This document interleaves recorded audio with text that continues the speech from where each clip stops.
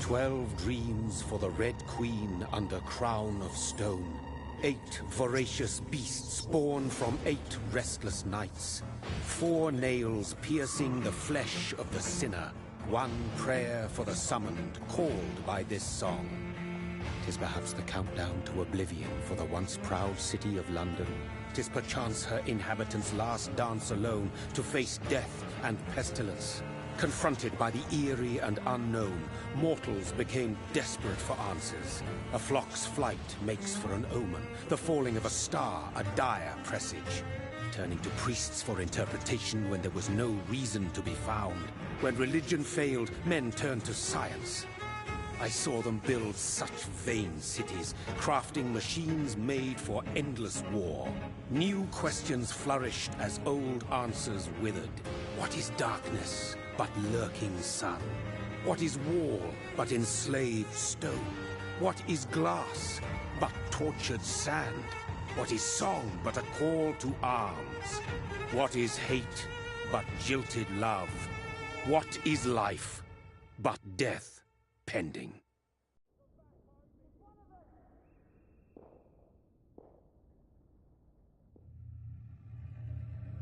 Death. Since the apple was plucked from the sacred tree, mortality was believed to be God's punishment. A righteous snare to keep mankind from ascending to the stars. They were all so wrong. Death is not a wicked thing, nor some holy retribution. A true punishment would be to never know its sweet kiss. Awaken from the harshness and be born once more.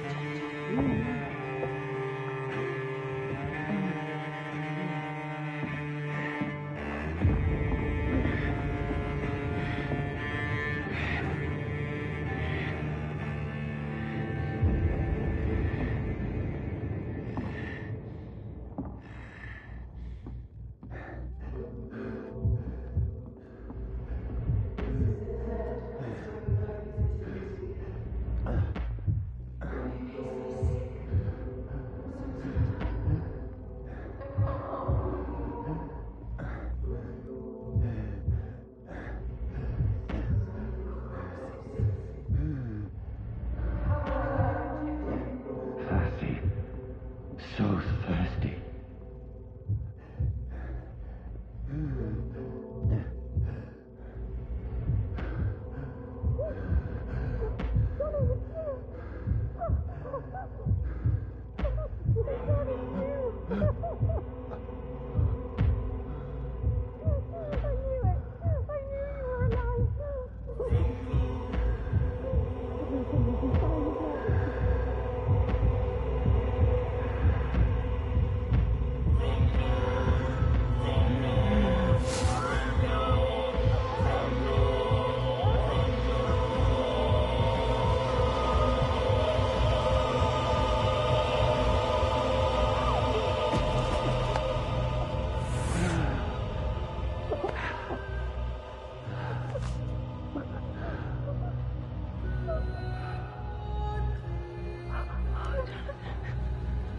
My sweet brother. What have you done? Mary! Oh, no! Mary!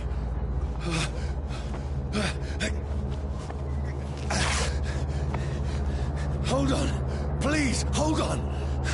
Oh, God. Oh, no. Mary. Mary. No.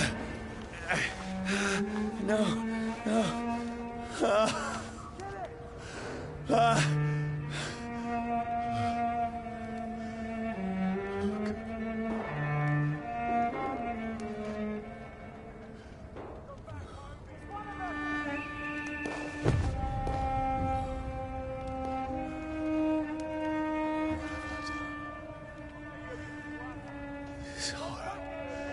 It's a nightmare.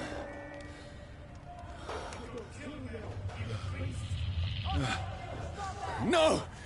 Please, a moment, let me explain!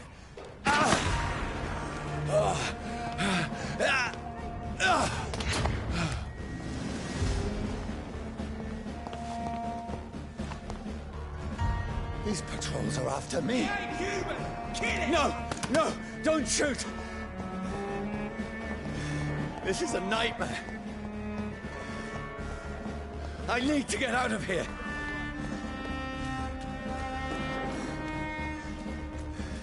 This can't be happening.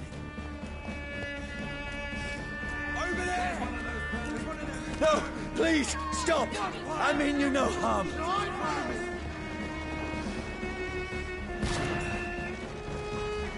What's going on?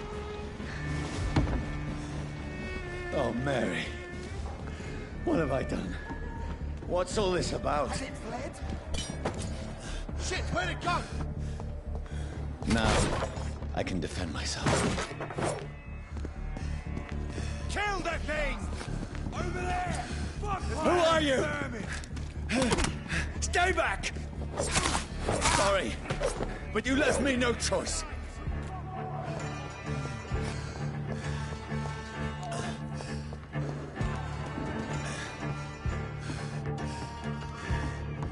Who are you? Stupid beast! Sorry.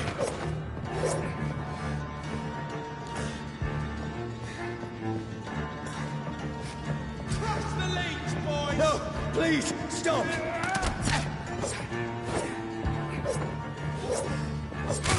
Who are you?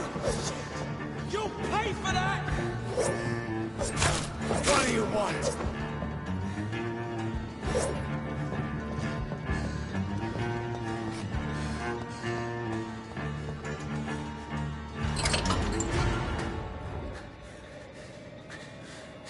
I mean you no harm. I need help. Die, you fucking leech! Please, listen to me. I can't make any sense of this. Shut up, beast! Who are you? What is this all about? What in God's name? I'll do the rest of the job. Just leave me.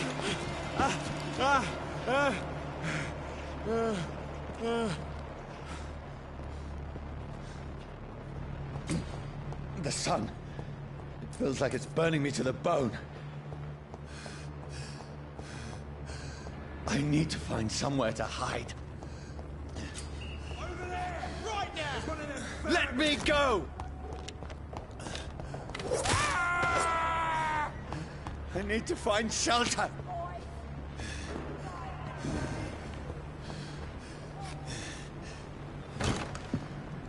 Is anybody there? What is this place?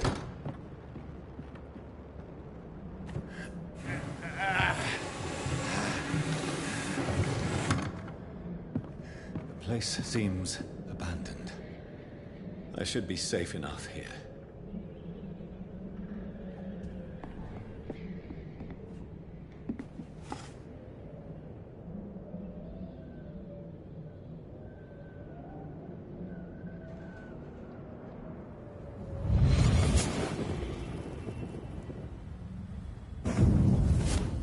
Brother, what have you done? Mary! Mary! Mary, I'm sorry. Whoever did this to us, I will find them.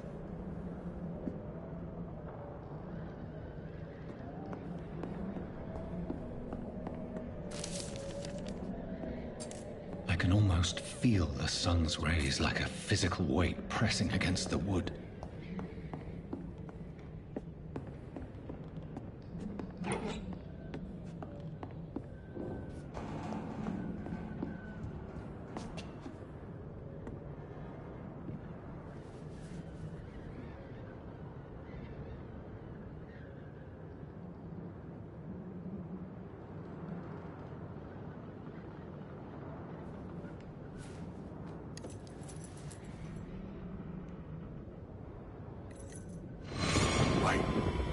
This one's dressed up fancy.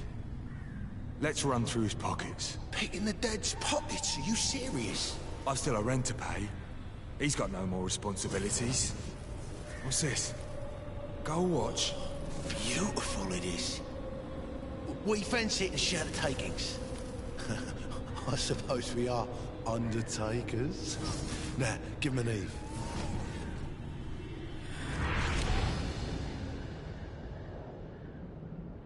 That's impossible.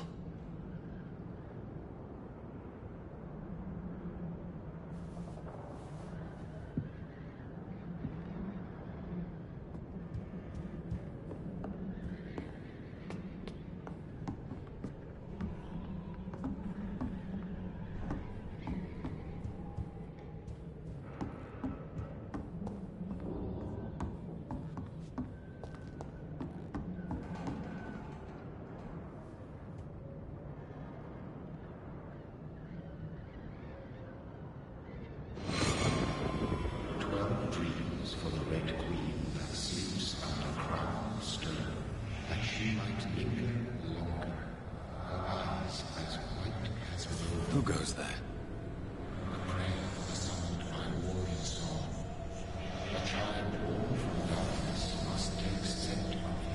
Who's there? Are you referring to me?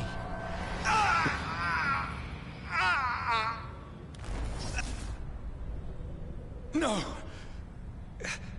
No! I still have so much to accomplish.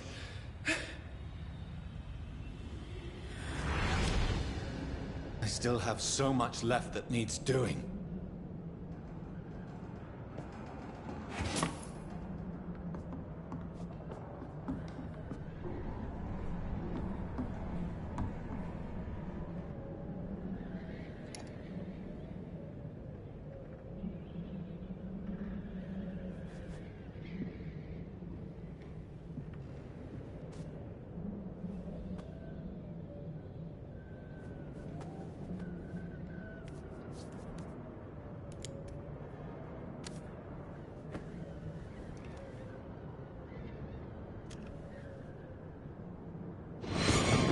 Johnny, this one's lost. We need to leave. And now! No! There's time. I can save him. That's the enemy coming! The orders are to evacuate the hospital! Done. He'll live. And now what? We fight. Killing is a hell of a lot easier than healing.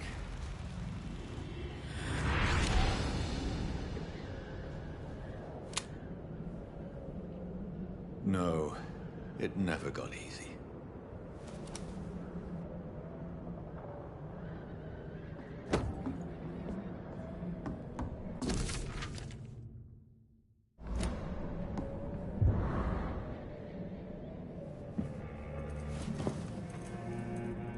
This makes no sense. None of it. No sense at all.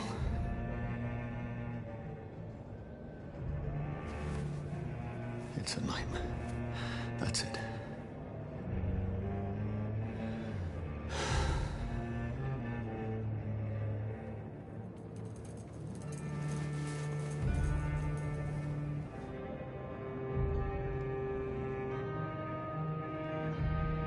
So be it.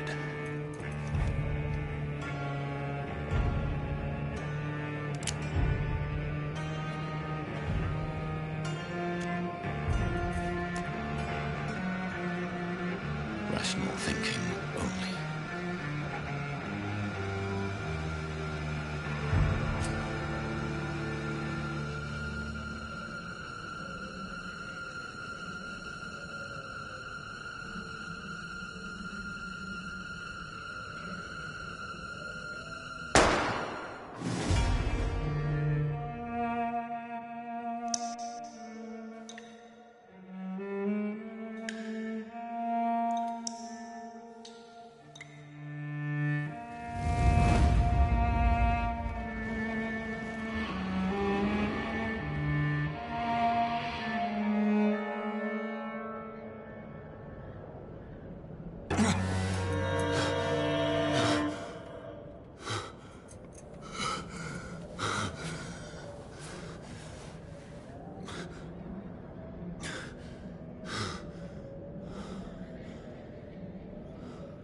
I had to go to the bathroom, but I said I had to shoot myself.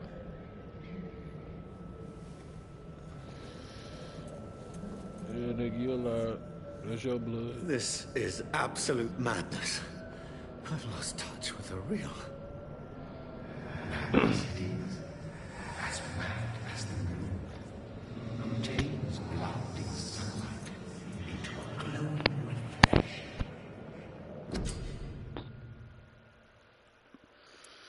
Oh, shit.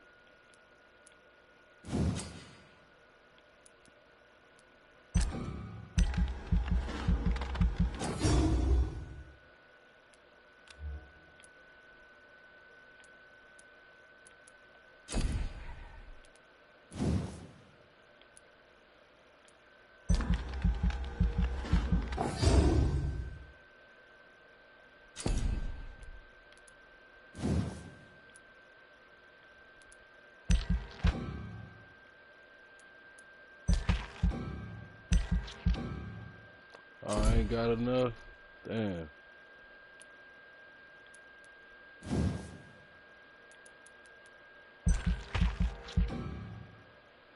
I ain't got enough.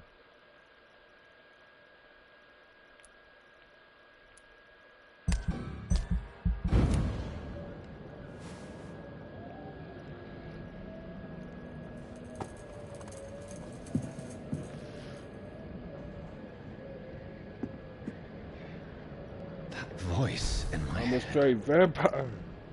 If I'm not mad, then it must belong to the one who...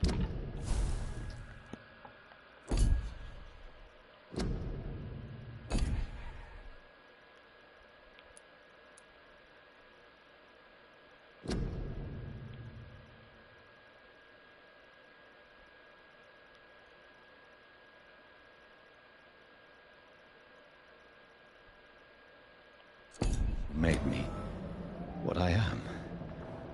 I must find him to understand what I have become.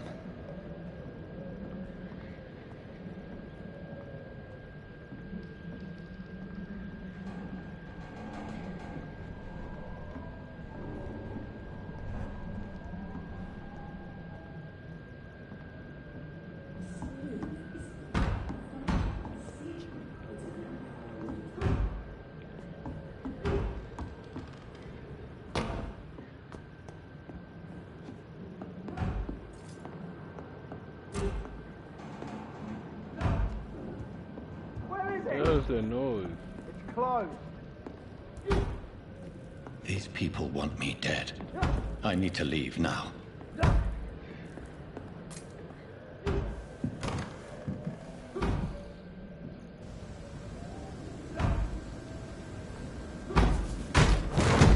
Here's the leech. Here!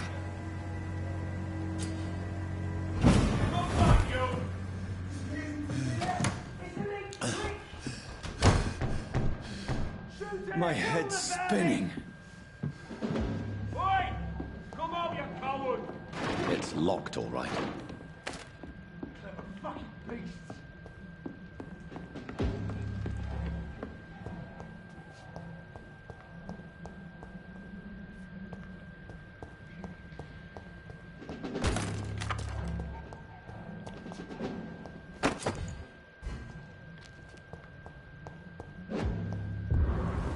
I'm still in Southwark. Over there! I must reach the West End. Vermin! Go back home. Die, vermin! There's a strength I never knew I had.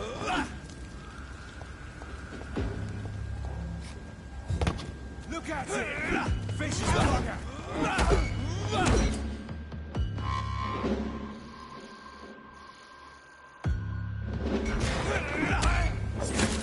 This shouldn't be possible.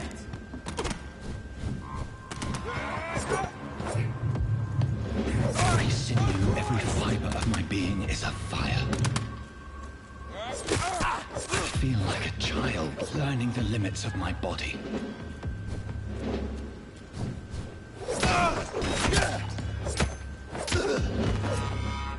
My strength, my reflexes. I'm not human anymore.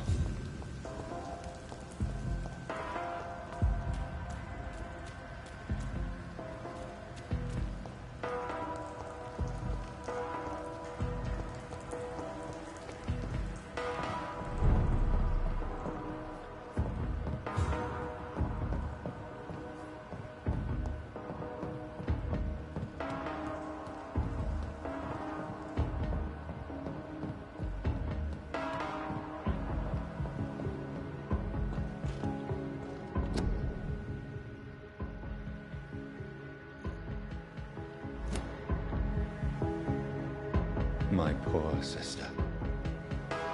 If only I had controlled my need for blood.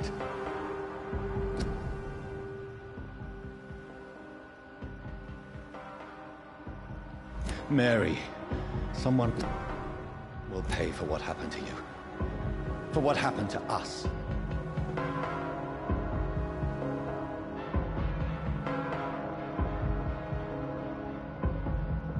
It's locked.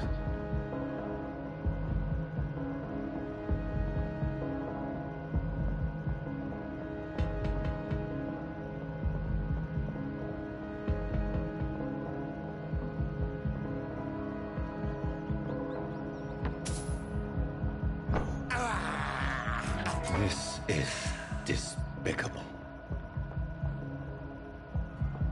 It's locked, all right.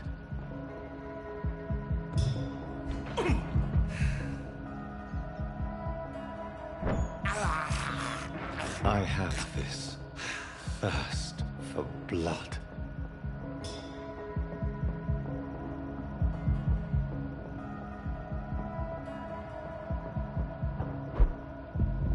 The dizziness from the jump. I can control it.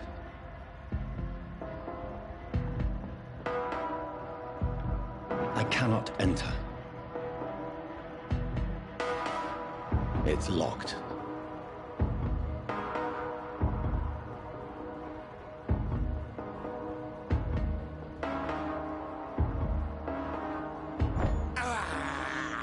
I can't believe I'm doing this.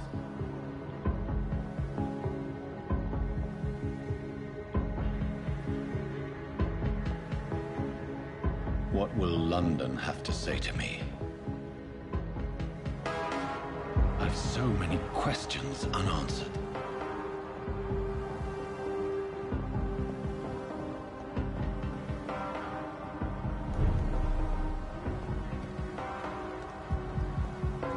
Another corpse. Have the very streets of London become a mausoleum?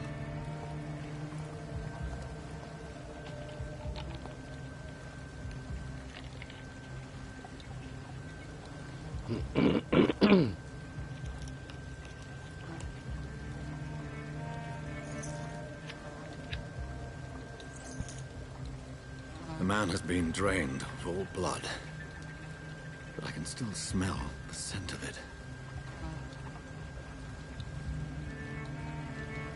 I follow the scent's trail. Perhaps it will lead me to my assailant.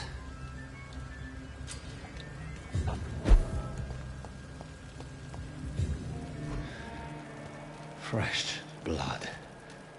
The smell is... Where has everyone gone?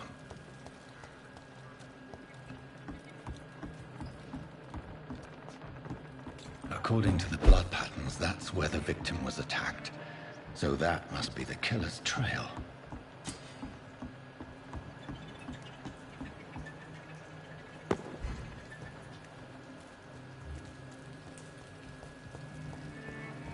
At last, a little life. Good evening, sir. I wondered if I could ask for your help. Wow, you look like you need a drink. Yes. I apologize for my outfit. It's been a long night. Been there, seen that. Don't worry, things can only get worse. Has anybody entered the bar recently? Can't say. Sorry. I spent the night making love to that gorgeous bottle, see? This is important, sir. Are you sure no one has come in here in the last few hours? I don't know and I don't care. This is a free country. People still have the right to come and go, don't they? What's going on around here? It's like everybody is hiding. You must be new here. Have you not heard about the murders? Everybody fears the return of the sewer dog.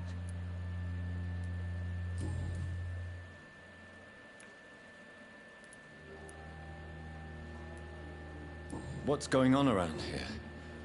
It's like everybody is hiding. You must be new here. Have you not heard about the murders? Everybody fears the return of the sewer dog. Who is this sewer dog? It's a local bogeyman. Convenient answer for every crime that happened for decades. You murdered someone, blamed a sewer dog, eh?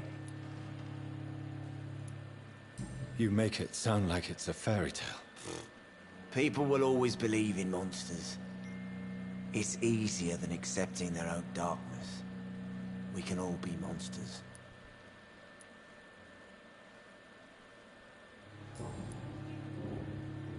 I'll leave you to your bottle, then. Whoever he may be, the killer recently entered this bar. Maybe some of the locals saw him.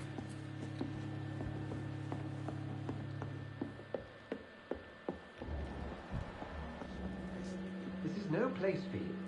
Prewen has several patrols roaming the area. They do not pursue me. But they're looking for vampires, and they're most efficient. They'll not relent until the killer has been identified. I have a common objective, but I require... I think someone is eavesdropping. Do you, sir? You might as well come in, whoever you are. Slowly, vampire. Who are you? I mean you no harm. Saith the vampire. Present yourself. I need a word. With anyone.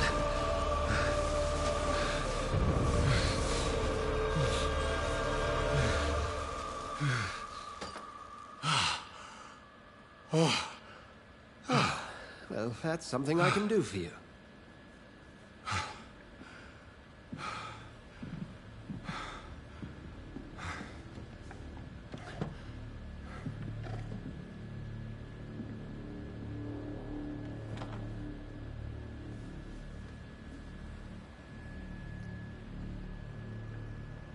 And who might you be?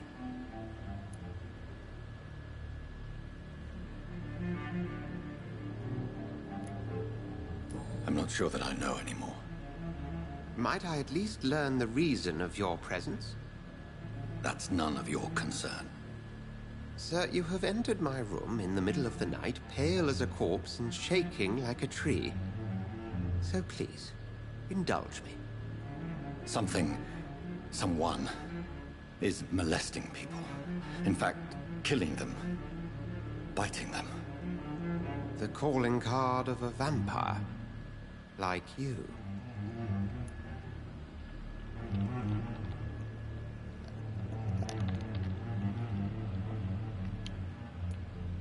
I've been hunted down in the streets and attacked.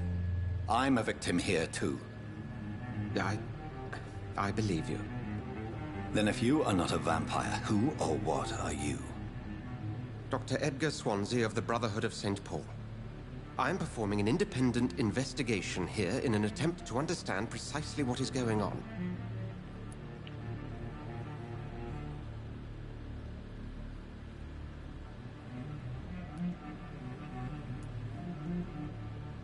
I heard another voice, that of a woman.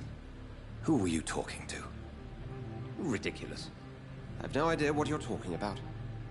Something tells me not to trust you.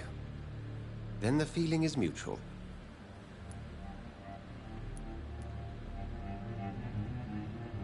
And what exactly is this Brotherhood? Sir, if the name is not familiar to you, then we shall discuss it another time. Then help me find the culprit. I may. If you'll first tell me why you opened this door. I followed a trail. The scent of blood from a recent victim. It led me here. You thought I was your aggressor. That explains a great deal. We're both chasing the same shadow.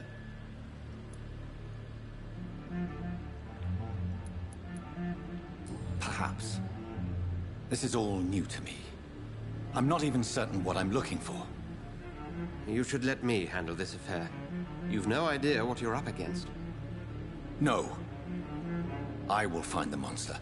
He is mine. How will you do any better than I? But then let me ask you this. What are your intentions if you find the killer?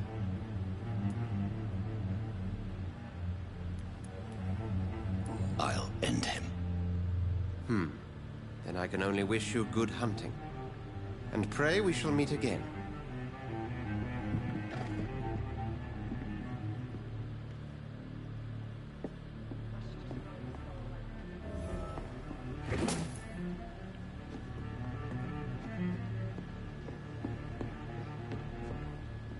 Would you be so kind as to leave the room?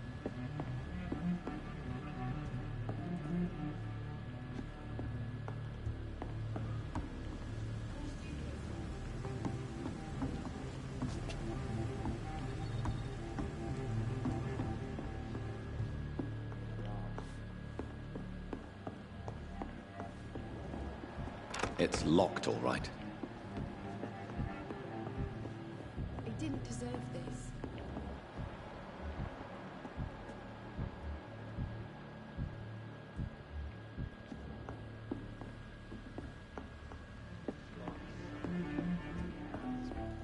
If Swansea is not my attacker, it means somebody else came here tonight.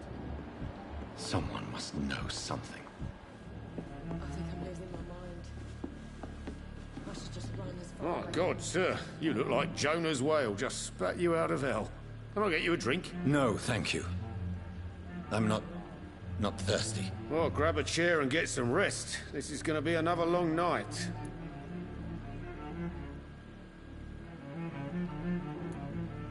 I think you're hiding something from me. I hide many things from many people, sir. That's what my job's about.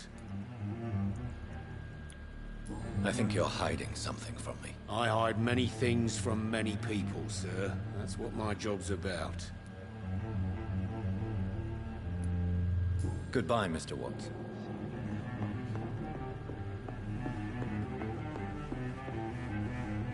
Evening, sir. Can I help you? I have a few questions for you. Well, if you must.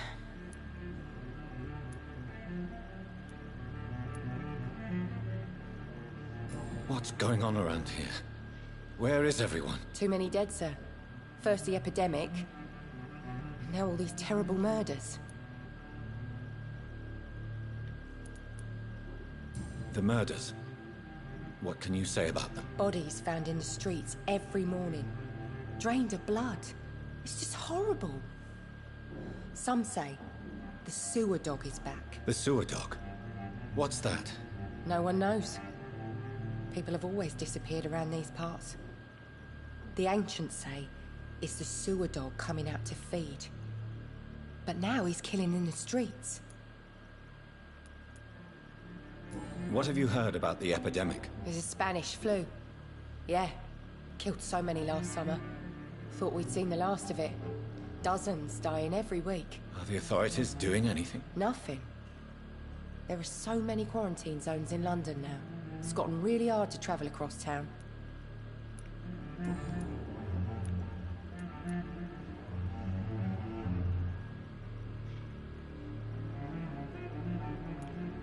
What is this place? This is Tom's bar, the Turquoise Turtle. I'm the barmaid here, Sabrina, if you want to know. Are you always open this late at night? No, it's only since the epidemic started. Tom thought that people may need a safe place to stay. You don't seem to have much business. Where is everybody? Well, most people are sleeping right now. And those that are awake tend to avoid going out. What with the murders and all.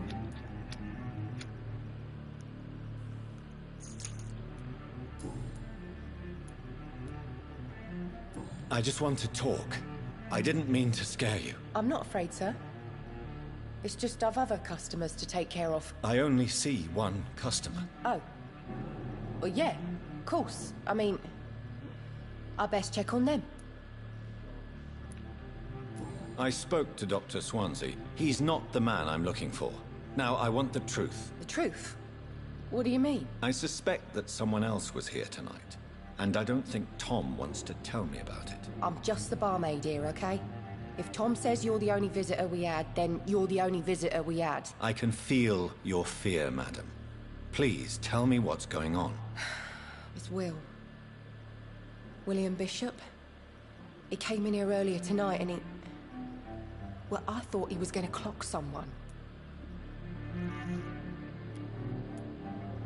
What happened tonight? He was dead drunk, as usual. But my God, his eyes. His face. He must have caught something awful. He shouted and cried. It was terrible. Why are you so afraid? I mean, his skin. His hands. I scrubbed every glass and every chair that he touched. God, I hope it's not contagious. Tell me about this William Bishop. Will was a sailor who worked at the canning factory before he lost that job. A nice bloke, really. He's never been violent. Until tonight. Why keep it a secret? Why not tell me about it? Tom's nothing if not loyal. After Will lost his job, he offered him one ear. They used to be good mates. But recently, well... Will started to get very aggressive. I see. Thank you for your candor. I'll be sure to talk to Tom.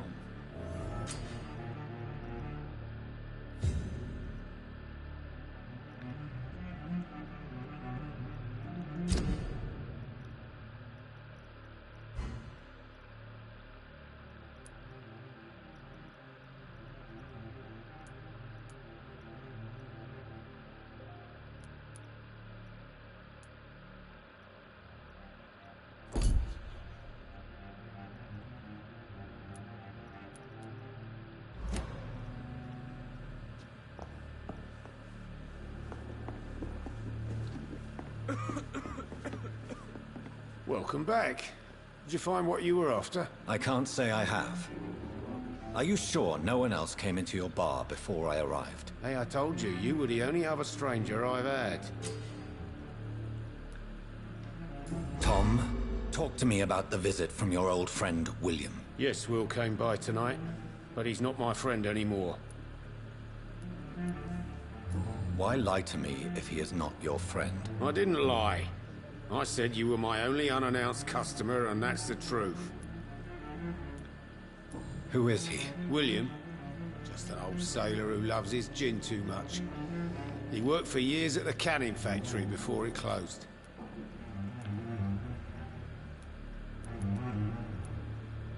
How was he tonight? Was he different? Sicker than usual, perhaps. He whined and mumbled about how mean people were to him and how he'd like to talk to me outside, and then he left when I refused. Is he dangerous? Yeah. Like many drunks, he's all bark and no bite. Can barely stand up most of the time. I need to find him. It's a matter of urgency. Do you know where he is? You could try his boat. It's up by the North Pier. He sleeps there when he's too drunk to get home. Please describe him to me. What'd you expect? He's a tall, sick bastard with a bad rash and torn old clothes. William used to be strong. Now he's a mess. Thank you, Tom. If you see him, tell him I don't want him back here unless he cleans up his act, okay? It's a good thing you cannot see me now, Mum.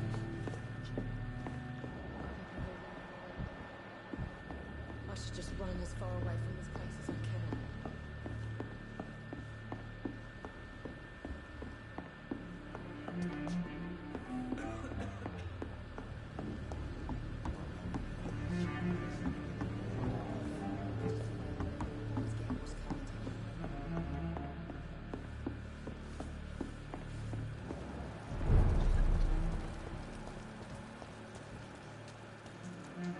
That's strange.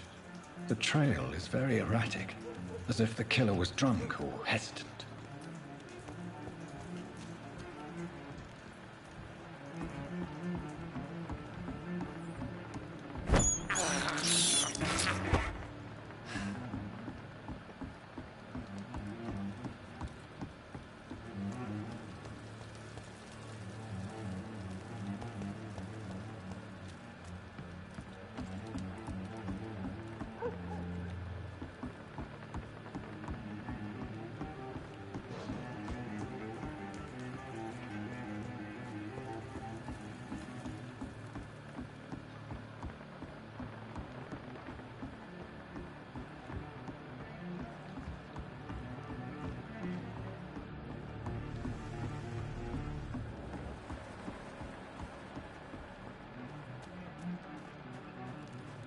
It's locked.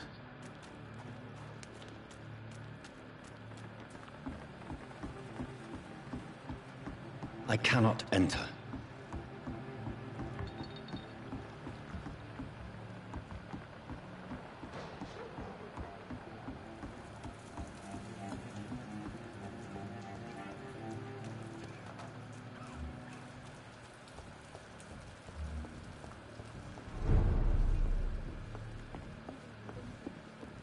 It's locked, all right.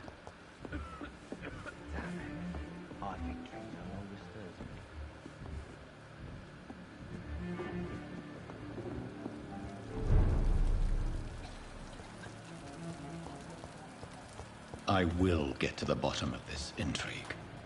What's been done to me, to this city.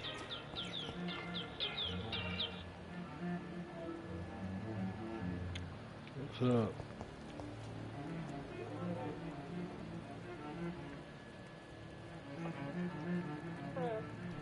What? Yeah.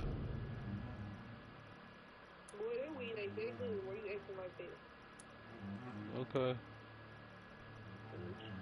I'm just talking about playing my game. What? I don't care about that damn game. I ain't what your mama does. You talking about weed?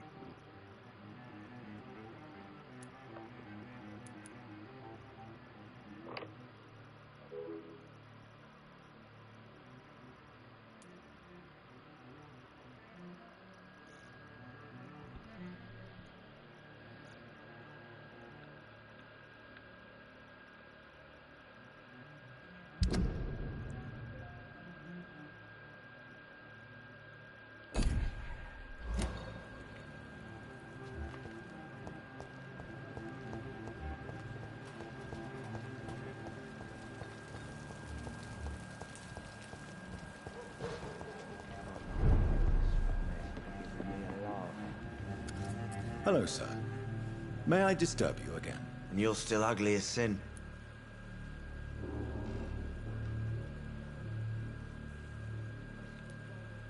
What's going on around here? It's like everybody is hiding. You must be new here. Have you not heard about the murders? Everybody fears the return of the sewer dog. Who is this sewer dog? It's the local bogeyman. Convenient answer for every crime that happened for decades. You murdered someone, blame the sewer dog, eh?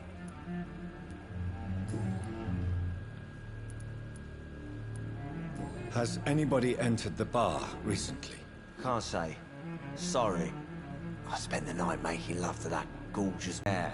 This is a free country. People still have the right to come and go, don't they? I'll leave you to your bottle then.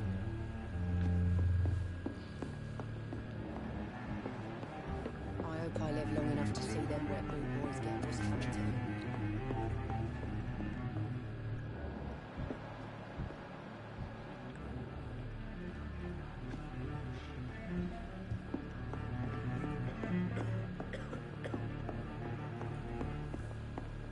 I cannot enter. I think I'm losing my mind. I should just run as far away from this place as I can. Not long ago, this mess would have given me a laugh. You best talk to Tom. Please, leave me alone. Look, I told you everything.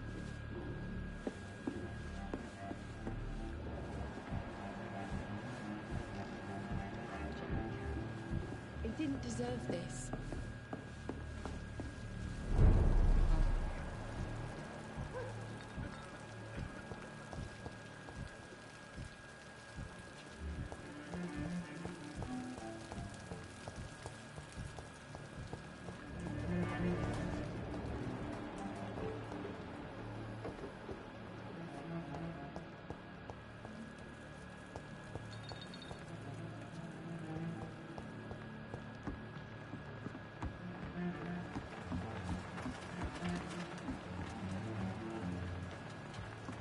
The body is still warm.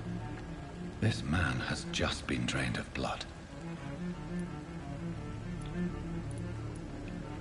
This man was armed.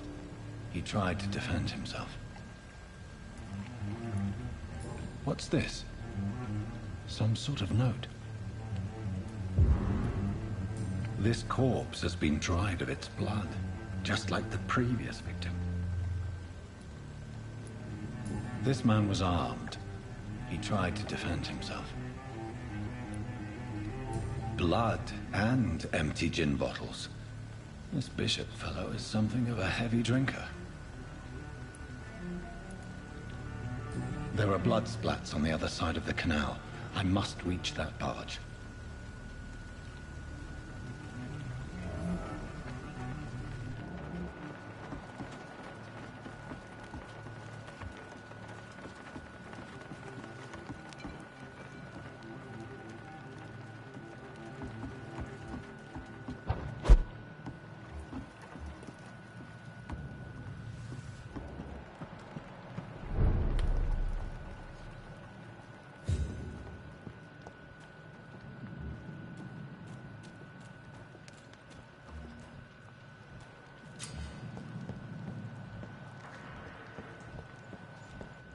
Over there!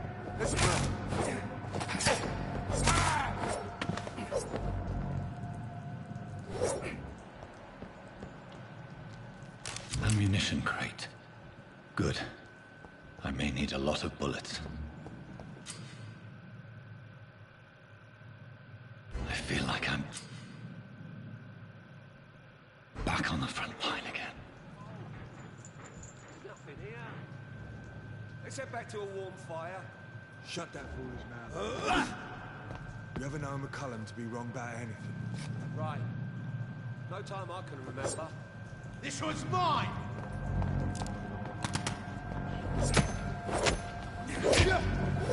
Watch it! It's a killer!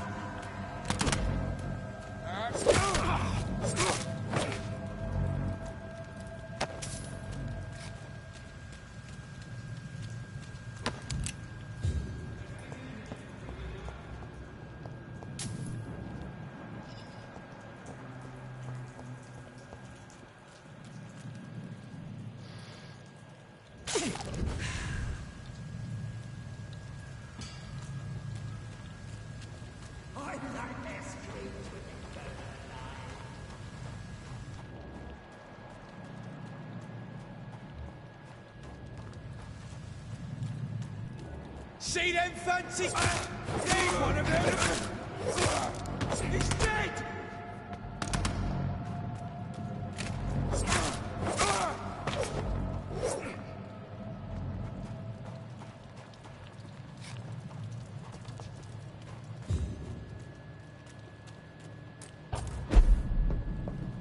What the hell just happened?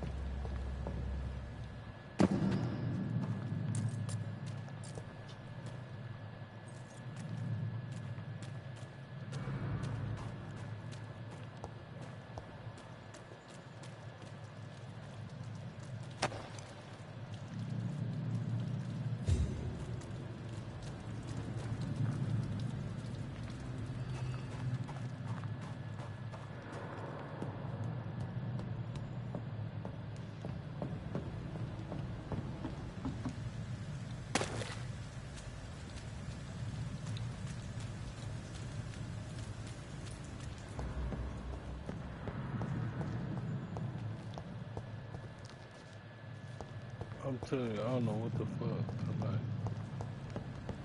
like straight got confused. I don't know where I'm at now.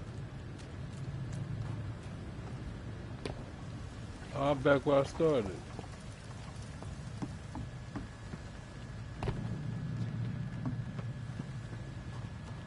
I straight got confused. That fucking teleportation shit fucked me up.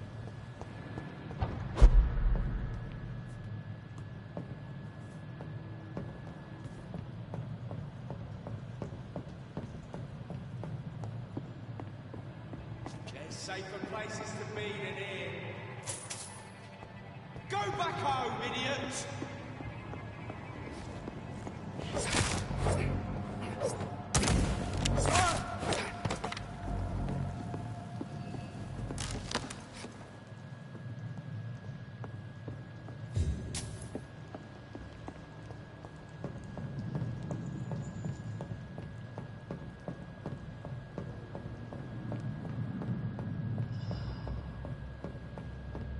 It's locked, all right.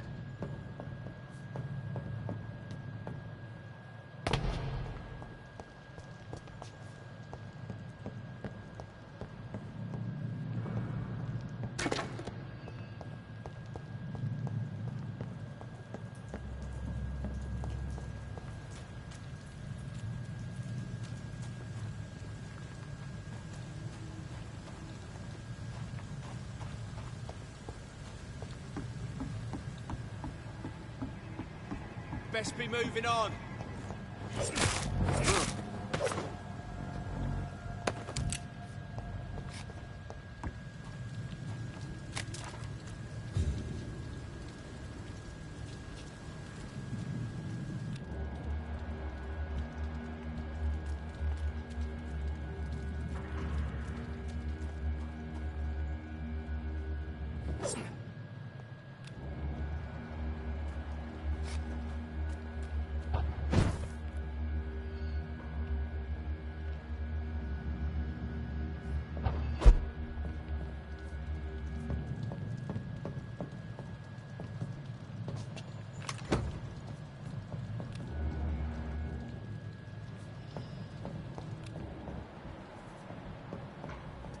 I said stay away, sir!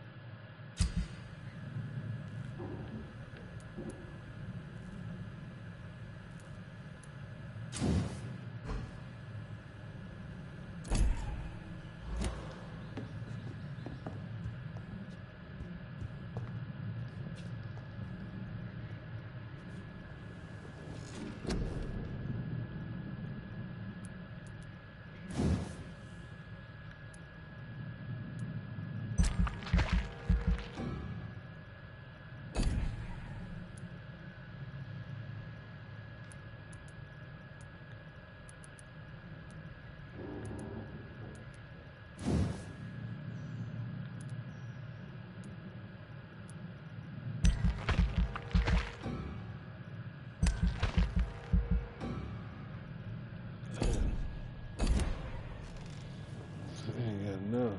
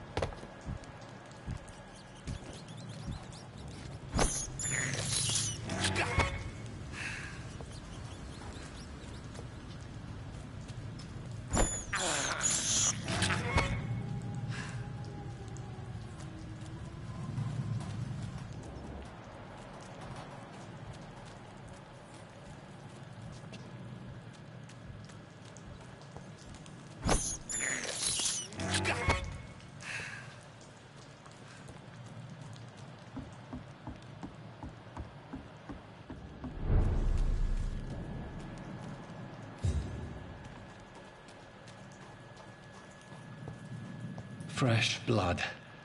The whole building reeks of it. The scent is so strong it makes me dizzy.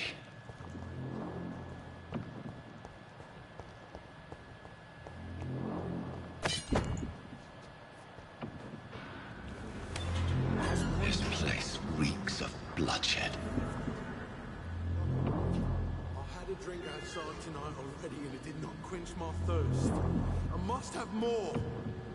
Oh dear God. This creature is bedeviled. I must put it down.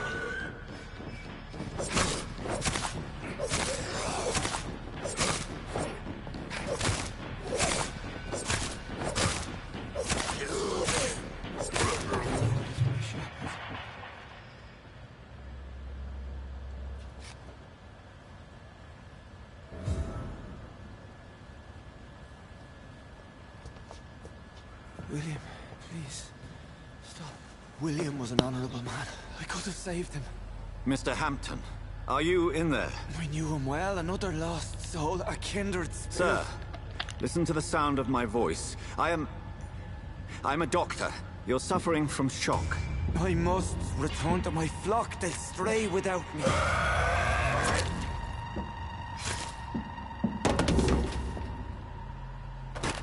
Remember, certain skulls are every bit as resistant as we are.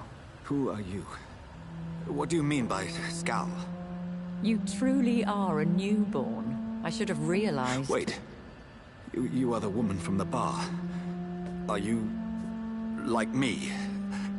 Can you help me? I believe, sir, I already have.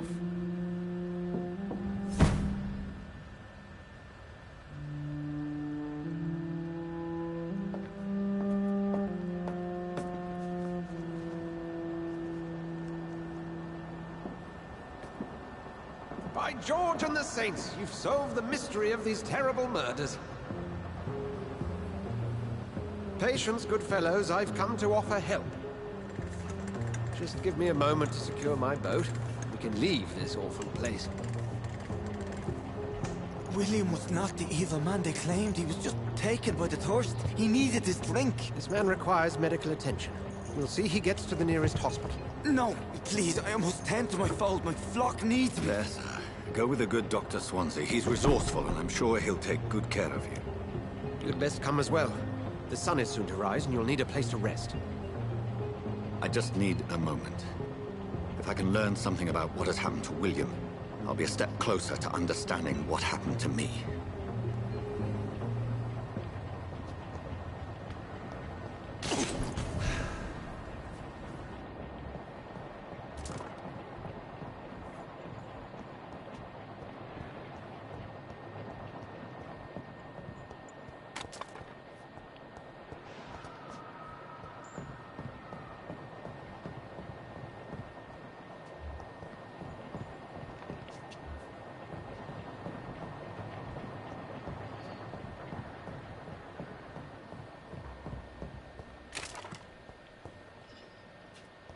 I cannot enter. It's locked, all right.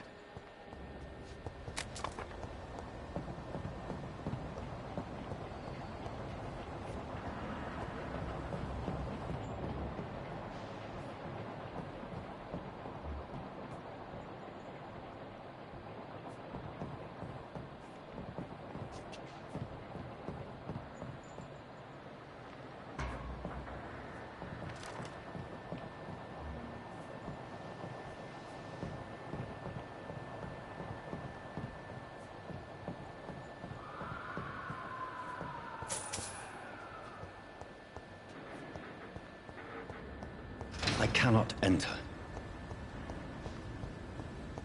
It's locked.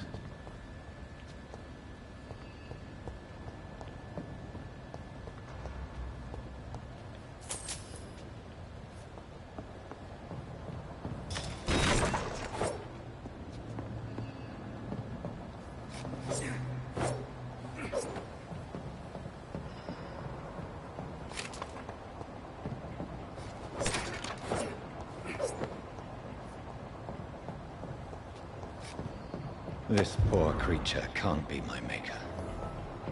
Could it be some subspecies of vampire?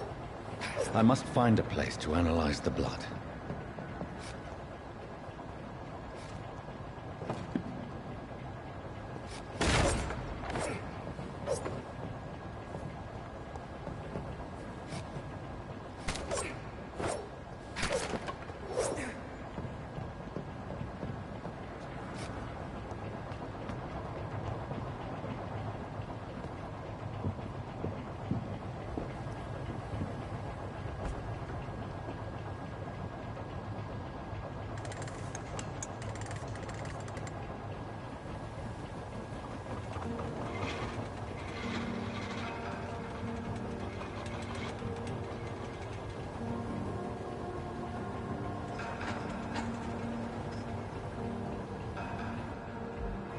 Where are we headed?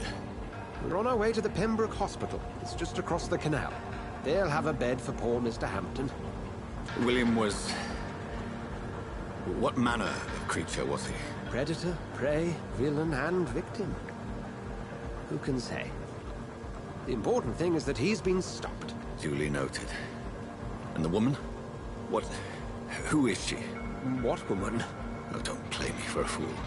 You used me to locate that skull. You must know who she is. And I thought you a gentleman. You shouldn't talk about a lady behind her back, but I will tell you she values her privacy. Were London as peaceful as she appears from the middle of the canal? If only that were the reality of the situation. To be honest, I've always tried to avoid this part of town. Pembroke Hospital is the last bastion between the rest of London and the epidemic. The flu has decimated the East End and the war still rages. Welcome to the front lines of a plague. This is where you work, Dr. Swansea? I am the administrator of Pembroke Hospital. I thought you were here in service of your mysterious order, the Brotherhood of... Of St. Paul's Stole, yes. But first and foremost, I'm a man of science. A physician, like yourself, Dr. Reed. How do you know who I am? No need for modesty. You are Dr. Jonathan Reed, a surgeon of some caliber and renown, if I'm not mistaken. You are correct, sir. I knew it! I had my suspicions.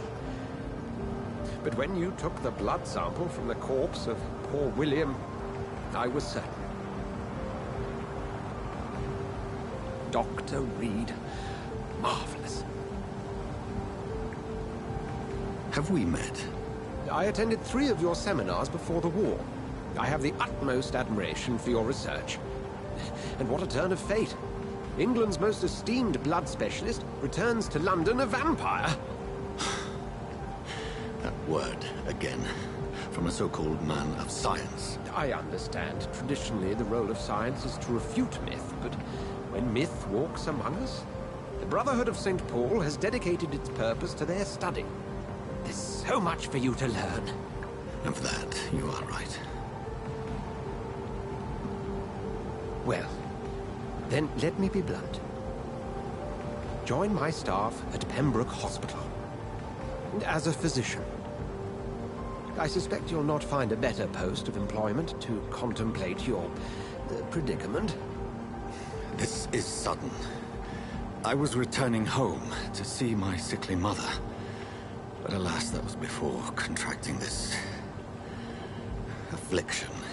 Dr. Reed, take a moment to consider. The post would be for the night shift, providing a good explanation for your absence during daylight hours. You'll be adequately reimbursed, and have a place to hide. I even had the forethought to bring some clean clothes. So, what do you say? It seems I have little choice, but yours is a generous offer, so I thank you. Brilliant! Oh, Jonathan, this is one for the book, and the beginning of a beautiful friendship.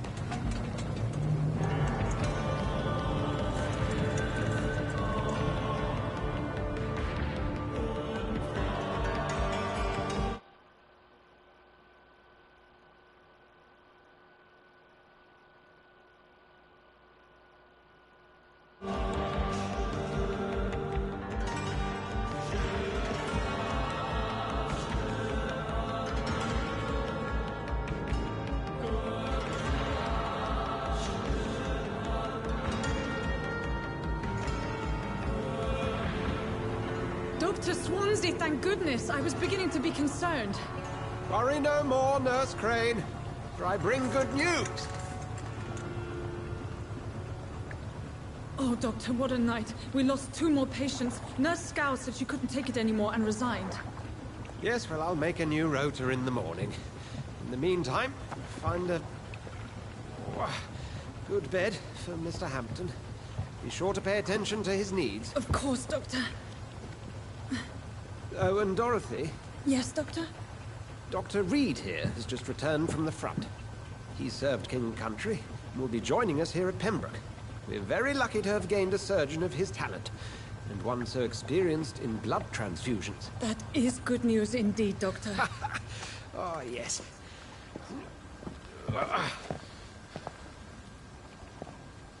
Here at Pembroke, it's not what we have, but what we haven't. It's only thanks to Nurse Crane and the staff that our ship doesn't sink. If you have any questions, just ask her. Duly noted.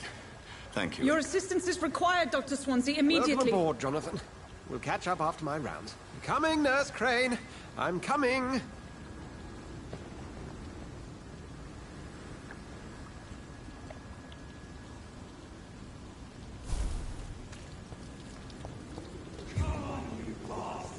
You can do better than that. Nah. It's my turn.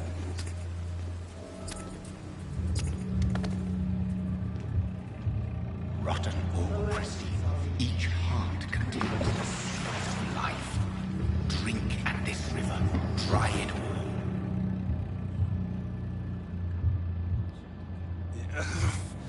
all. Oh, come on, you bastard. I won't bite. Sir, please. You've lost too much blood. Calm yourself. You think I didn't notice?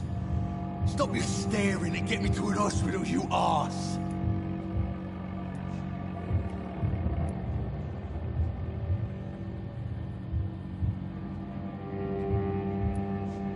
Insulting a good Samaritan. Not exactly the way to get rescued. All right, sorry. I am in pain here. My guts are spilling out onto the street and you're yabbering on. Yes. That's a very nasty wound you've got there. Take my word, I am a doctor. Dr. Jonathan Reed. Name's Clay Cox. I'd appreciate you helping me to a better place, Doc. Follow me, Mr. Cox. Let me assist you to that better place.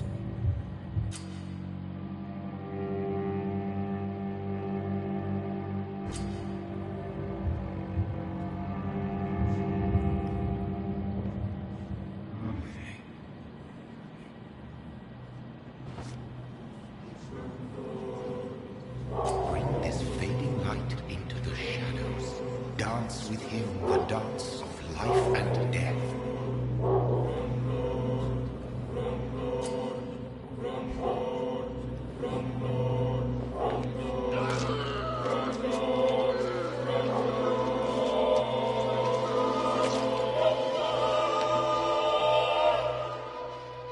In the back, you bastard! Didn't have the guts to fight me. Fuck you. I'll kill you. I'll kill you.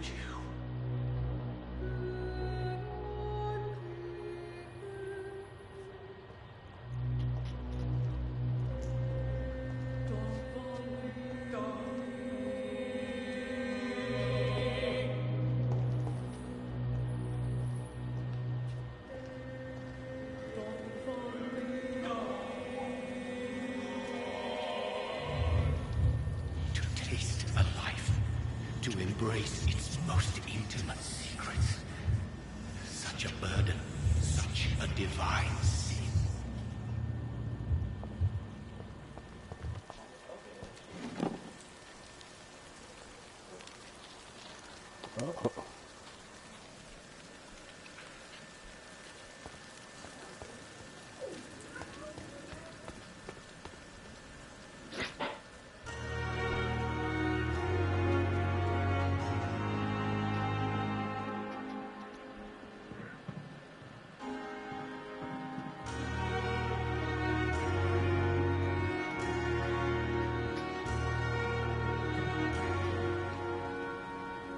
I'm not one to make wait, Doctor. I've patients to attend.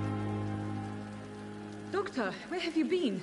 I've little time to play hide-and-seek with new staff members, no matter how illustrious they may be. I apologize, nurse. I needed some time to myself.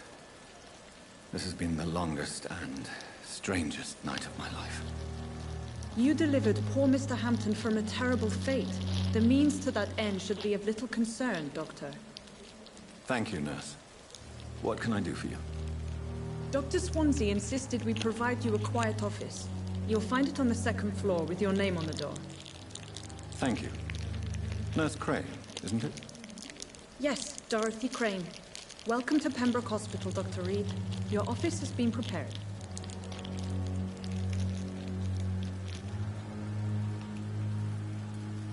I would like to ask a few questions first.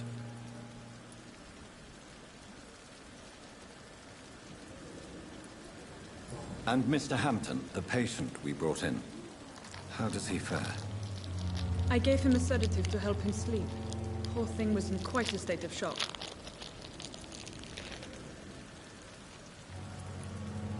What kind of man is Dr. Swansea? Well, you accepted the job from him. I thought you would have known about your employer.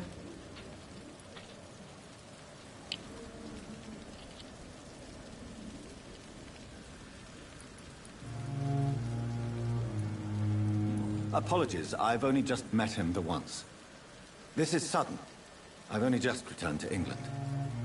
Dr. Swansea is a brilliant surgeon and the most compassionate physician.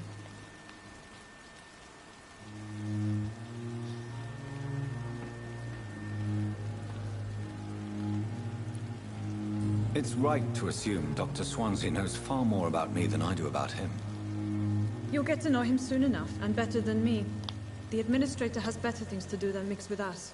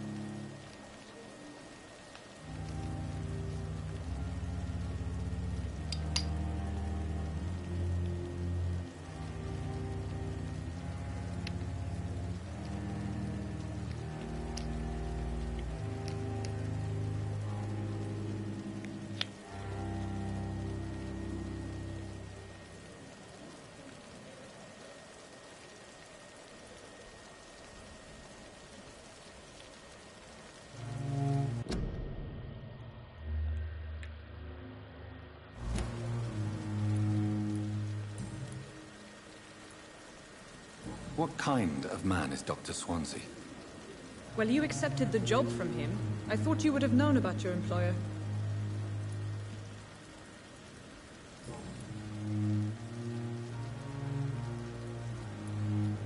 If you could point me in the direction of my room again, nurse. Second floor of the hospital, left after the stairs. It's the last vacant office at the end of the corridor. Thank you, Nurse Crane.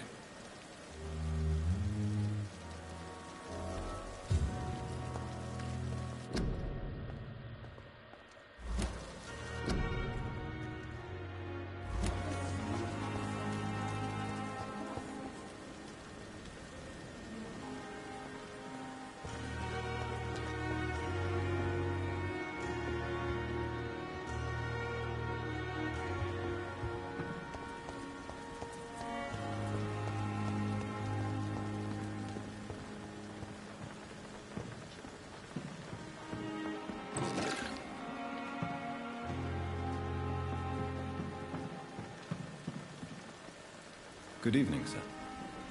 So it is true. The famous Dr. Reed has joined us. I can't think of any better news during these terrible times. Do we know each other?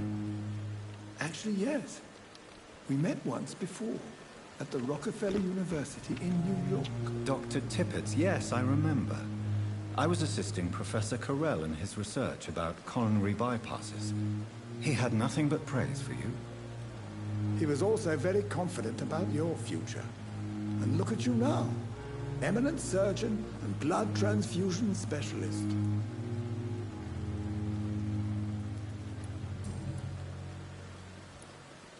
What is the Pembroke Hospital situation? And please, speak freely.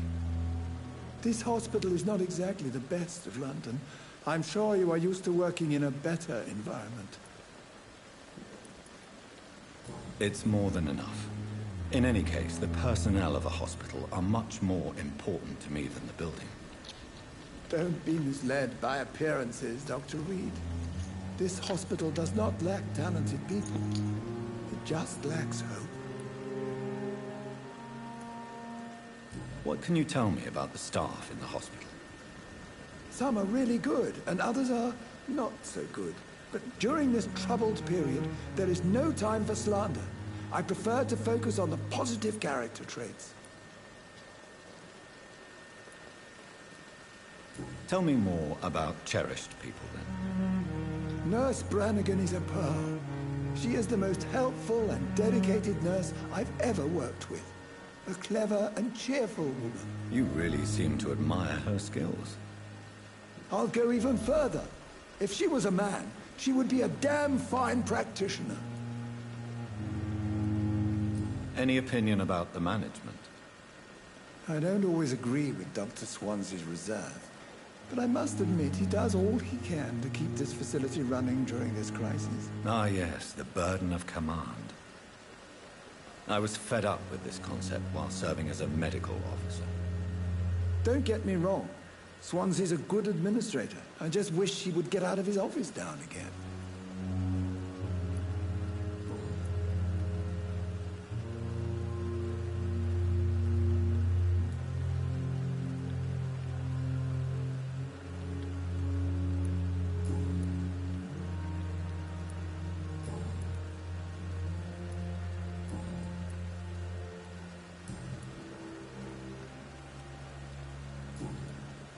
Goodbye, Dr. Tippett.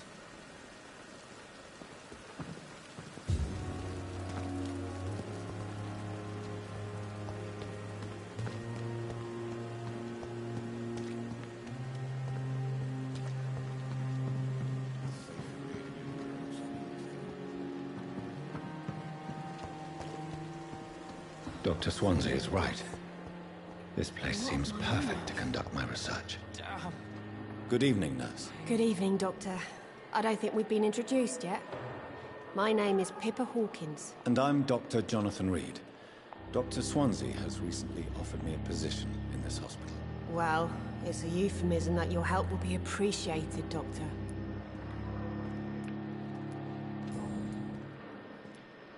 How would you describe the situation at the Pembroke Hospital? It's serious. The flu is wreaking havoc amongst the staff and patients. We are running out of everything. You must get a hold of yourself, nurse. Sorry, I'm exhausted. No one has any idea when this epidemic will be over.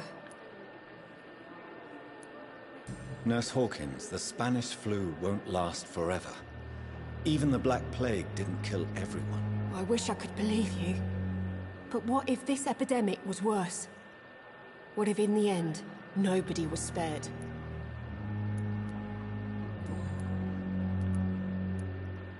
How long have you been a nurse? Well, long enough to see that the epidemic is winning. And no matter how qualified you are, don't tell me you'll change that. You'd be surprised what dedication can achieve, Nurse Hawkins. In medicine, sometimes we're just a test result away from a miracle. Sorry, Doctor. I don't want to sound bitter, but I'm just too tired to give a pep talk like Nurse Brannigan.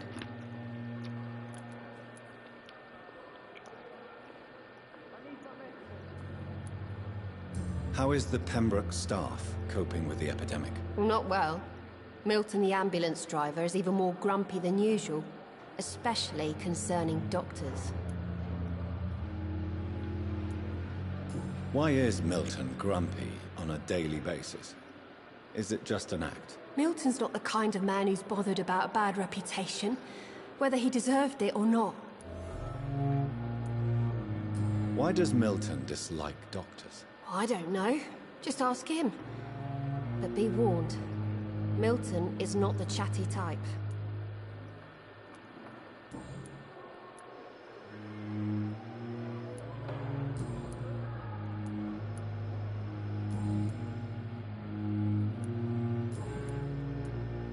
Goodbye, Nurse Hawkins.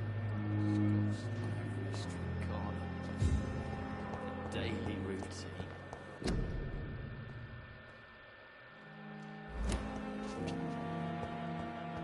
A giant morgue disguised as a hospital.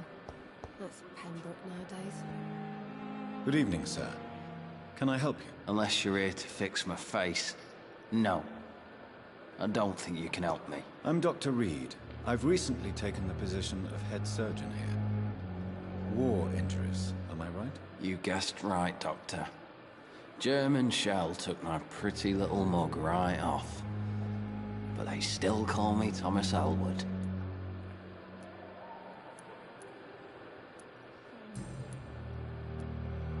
How is your stay with us, Mr. Elwood? Oh, it's bliss. I just escaped death in the trenches to be surrounded again by the moans of the dying. Can I ask you precisely why you're a patient here? It's the pain, sir. The drugs don't work. It just hurts under the scars, if you get my drift. Who is treating you? Is someone in particular looking after your case? Nobody since the old and tired doctor spoke to me. Started to think I was forgotten about.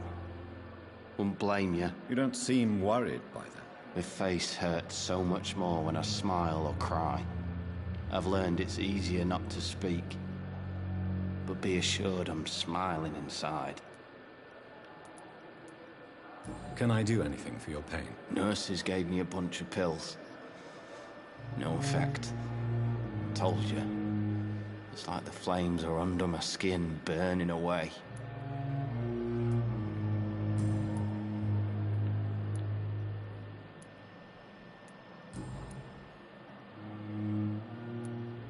Goodbye for now, Mr. Elwood. Damn. I wonder why the cosmics came here in the first place. Here again. Good evening, Nurse Hawkins. Good evening, Dr. Reed. Goodbye, Nurse Hawkins.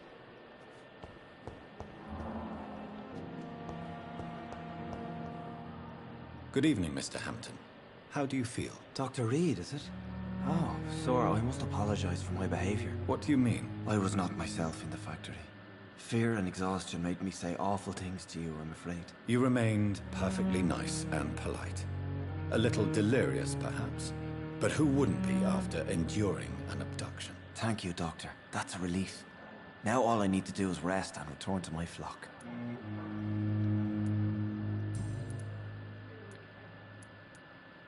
Do you know Tom Watts, the bartender from the Turtle? I met him before I found you in the canning factory. Tom? Yes, of course. Always the helping hand, good old Tom. Without men like him, corruption and despair would have wiped out the East End long ago. People are still in despair. How could it be otherwise?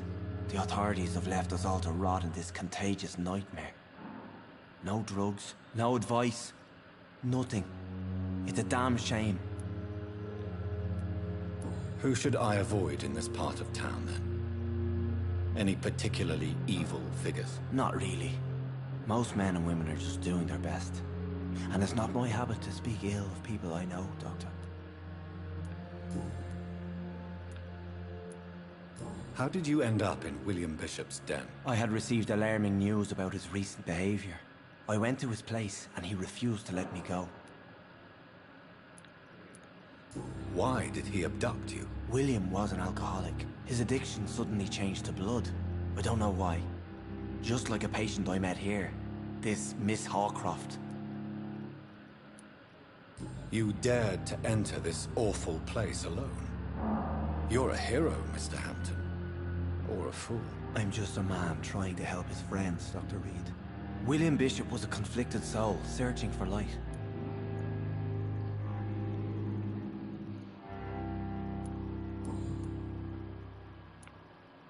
What is the general situation in the East End docks? The situation has always been tough, with a lot of tensions between the gangs and the Dockers' trade union. The Wet Boot Boys are very nervous since they lost their leader. Who leads the gang now? Since Clay Cox went missing, it's his wife Edwina who runs the show, with the assistance of her minion, Dooth Digby. Has the gang been threatening you? Ah, no. I've had this nickname for so long. You know, the sad saint of the East End. No one dares to bug a saint. Not even criminals.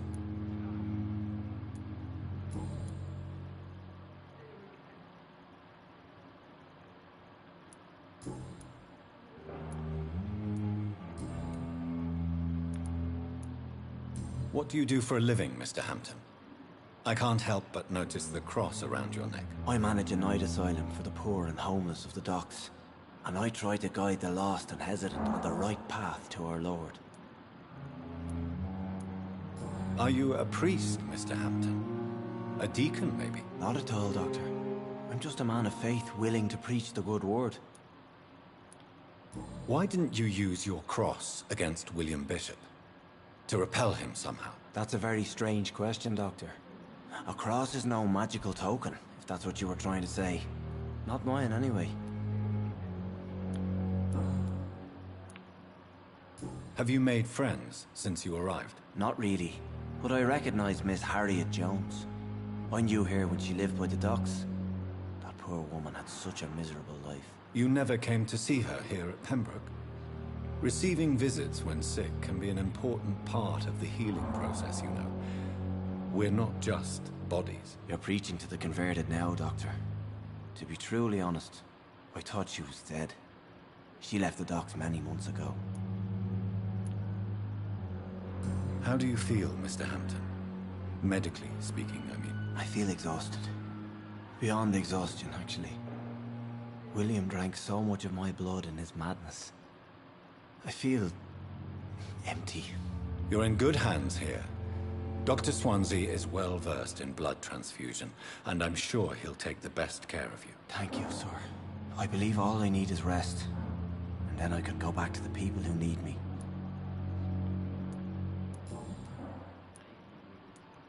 Goodbye, Mr. Hampton. We'll talk again later.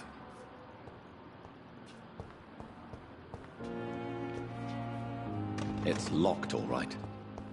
I wish I could be sick again. I feel my blood boil with the fever. Good evening, miss. I'm Dr. Reed, the new surgeon at the Pembroke Hospital. And who are you? Your name has no meaning to me, mortal.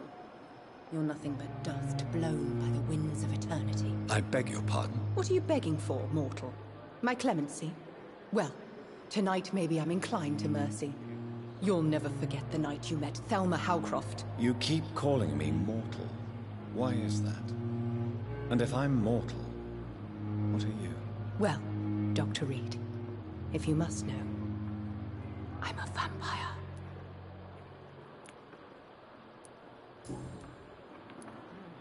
Who are you really, Miss Howcroft? I mean, apart from being a vampire. Is that not enough for you, puny mortal? What do you require? Proof of my powers? I'm curious to know who you were before becoming a vampire. No, it was such a long time ago, I don't remember. Centuries of unholy life can have strange effects on one's minds, you see?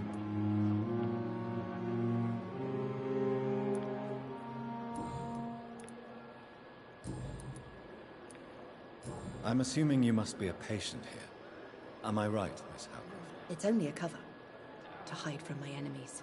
I can leave whenever I want. As a woman, a spirit, fog, or bat. Who are these enemies you mentioned? Can you describe them? I cannot say for sure. But I sense their eyes on me from nearby. I feel them watching me every time I visit the garden near the morgue.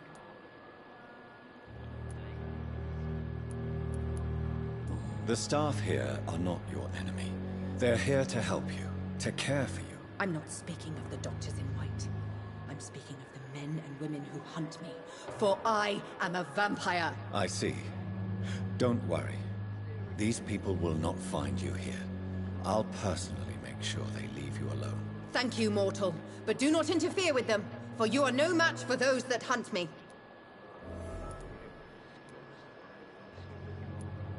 Who are these enemies you mentioned? Can you describe them? I cannot say for sure. But I sense their eyes on me from nearby. I feel them watching me every time I visit the garden near the morgue.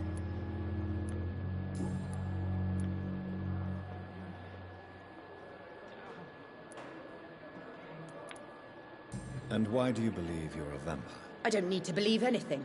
It is what I am. It is what I feel within this hollow shell of flesh.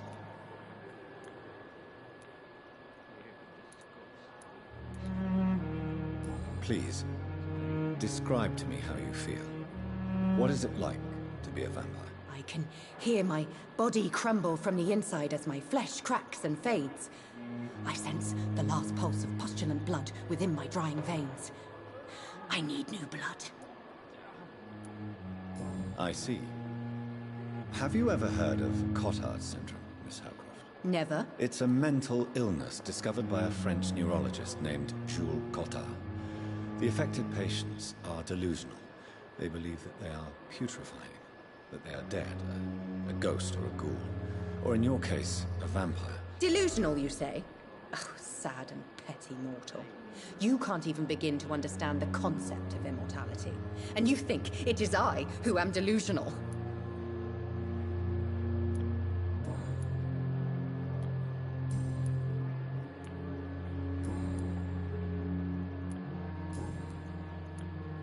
I'll leave you, Mistress of the Dark, to your nocturnal activities. Time has lost its effect on me, but the suffering continues.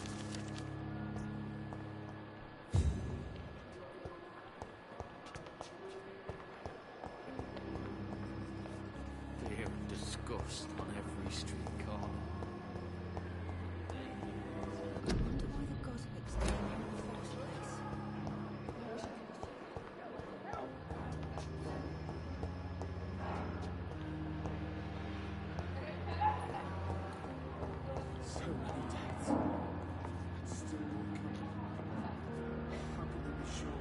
Good evening, sir.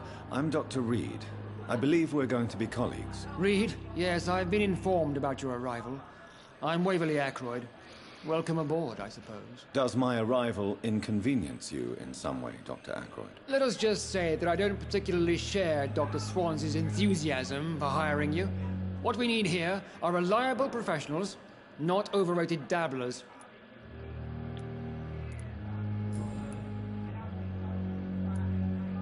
I don't know what you've heard about me, but I have already proved my value as a practitioner. I don't question your skills, Dr. Reed, but your motive. Is it money, fame, or are you truly dedicated? And what exactly is that supposed to mean? I served in the war just like you. But unlike you, I did not use the wounded to play the modern sorcerer. Be careful what you insinuate, Dr. Ackroyd. I only want you to admit you used those men to improve your theories. Knowledge has always been and will remain our main weapon, and it has always come at a price. And personal initiative. It is not a question of initiative, it is a question of integrity. These men and women have put their faith in us, Dr. Reed. I don't know what you've heard about me, but I have already proved my value as a practitioner. I don't question your skills, Dr. Reed, but your motive. Is it money, fame, or are you truly dedicated? And what exactly is that supposed to mean? I served in the war just like you. But unlike you, I did not use the wounded to play the modern sorcerer. Be careful what you insinuate, Dr. Ackroyd. I only want you to admit you used those men to improve your theories. Knowledge has always been and will remain our main weapon, and it has always come at a price. And personal initiative. It is not a question of initiative, it is a question of integrity. These men and women have put their faith in us, Dr. Reed.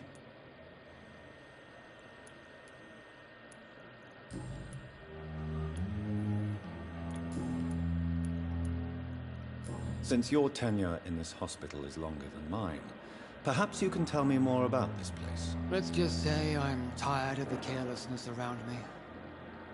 I have always respected the skills of Dr. Swansea, but over time, his enthusiasm has become displaced. Carelessness? Exactly what are you talking about? We're here to save lives.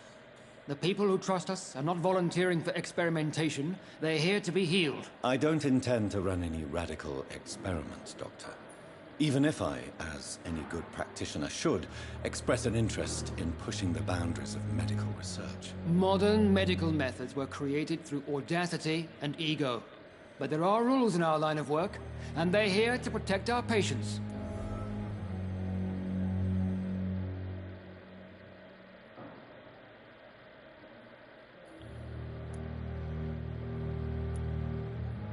If you have a problem with me, Dr. Ackroyd, please feel free to tell me. Dr. Swansea has imposed your presence on this hospital without asking anyone's advice. The benefit of his position. But I don't agree with it. I know we've never met before, but I believe this hospital could use all the help it can get. You will agree with that, I'm sure. Oh, but I have heard about you, Dr. Reed. Of course, you can't say the same about me, since I have not wasted my time courting the press.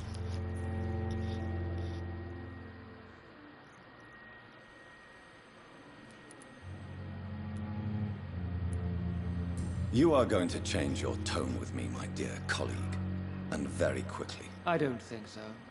Perhaps you think yourself protected by Dr. Swansea, but I am still a free man, and I will speak to you the way I want.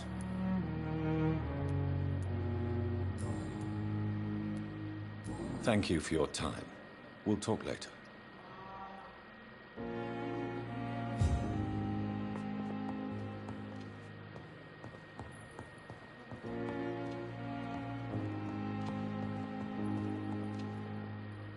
Good evening, Doctor. I believe we're going to be working together. Dr. Reed. Dr. Swansea informed us of your arrival, but I could not dare to believe we'd have such good fortune. Such an honor, sir. Thank you. And you are? I am Thoreau Strickland, Dr. Thoreau Strickland. I'm a great admirer of your work, Dr. Reed.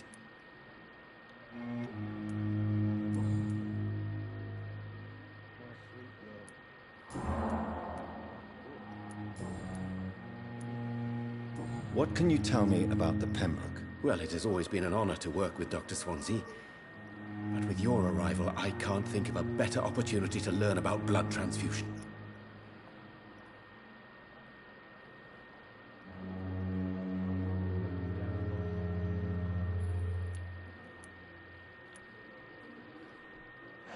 You seem quite optimistic. It's a rare and precious attitude in these difficult times. I'm convinced that this epidemic is a test of endurance and dedication for us men of science. Questions remain about our capacity to resolve the situation. True. Last summer, during the first wave of the epidemic, I used to joke with Milton about the extra work. We're not smiling now. Do you need help with anything in particular? Well, yes, maybe. I'm waiting for a batch of products I ordered for my personal research, yet my supplier seems to have vanished. Do you want me to play the errand boy for you? Oh no, Dr. Reed. But if you went personally to his shop, what with your reputation and all, he wouldn't dare to refuse the products I need. I see. Well, give me the address, for I may pass by if I have time.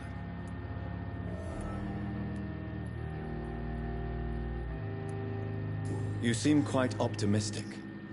It's a rare and precious attitude in these difficult times. I'm convinced that this epidemic is a test of endurance and dedication for us men of science. Questions remain about our capacity to resolve the situation. True. Last summer, during the first wave of the epidemic, I used to joke with Milton about the extra work. We're not smiling now.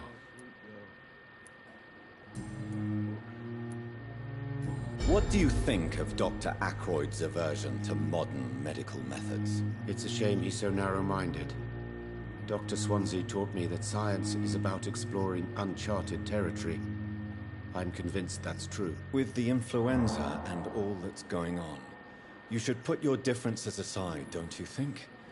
Why is it so difficult to work together? I believe that if Dr. Ackroyd had been the one to discover the transfusion process, he would be the first to recommend its use. So you believe it's just a question of jealousy and pride? Dr. Ackroyd is as proud as he is blinded by his obsolete concept of medical science.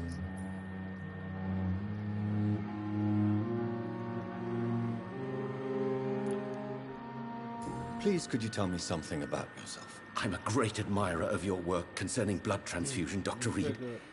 I run my own experiments. I'm convinced it's the future. Let me get a shrimp St. Paul salad, 2 egg rolls, and crab ragout.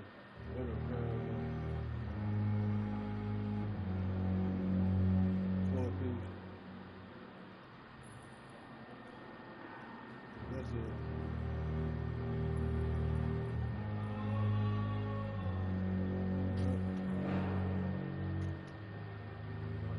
Done.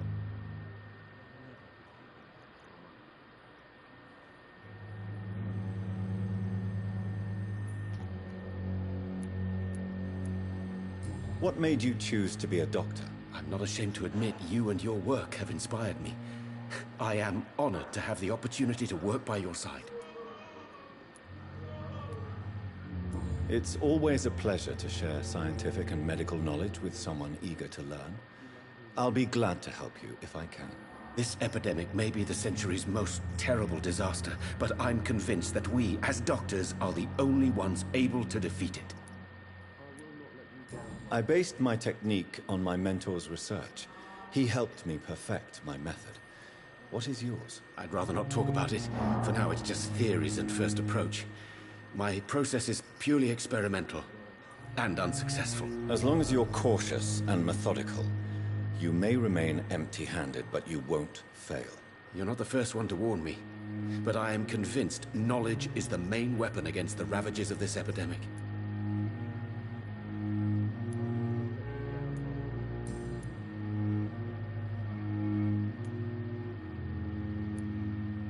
What do you think of Dr. Ackroyd's aversion to modern medical methods? It's a shame he's so narrow-minded. With the I believe that if... So you... Doctor...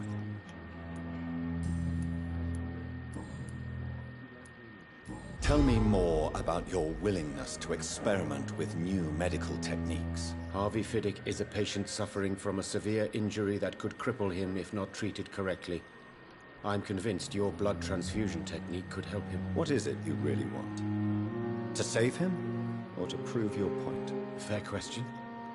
I want nothing but to save my patient, Dr. Reed. Especially since I know Mr. Fiddick's story.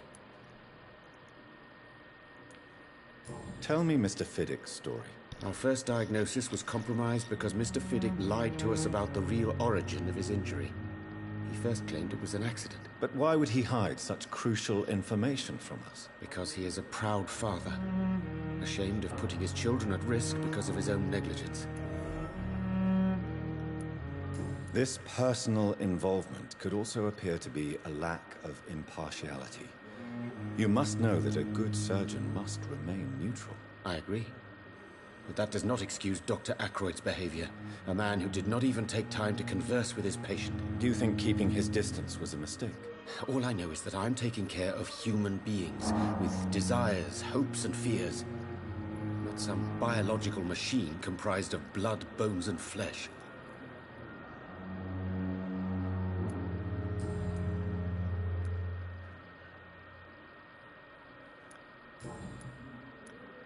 Goodbye, Dr. Strickland.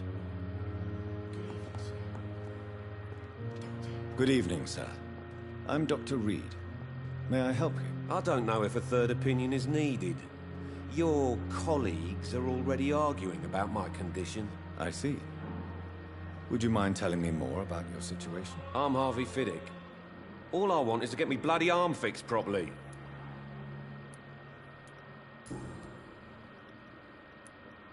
Tell me about your injury, Harvey. Why do you feel so guilty about it? My wife died because of me. And now I may lose everything because I've been careless enough to hurt myself. What an arsehole. You can't hold yourself responsible for your injury, Mr. Fiddick. Unless you tried to hurt yourself. Of course I didn't hurt myself. But I can't work until my arm is fixed. My children need to eat, Doctor. How could your job be responsible for your wife's death? I was working a double. She went out to bring me a hot meal and got caught in a German bomb raid.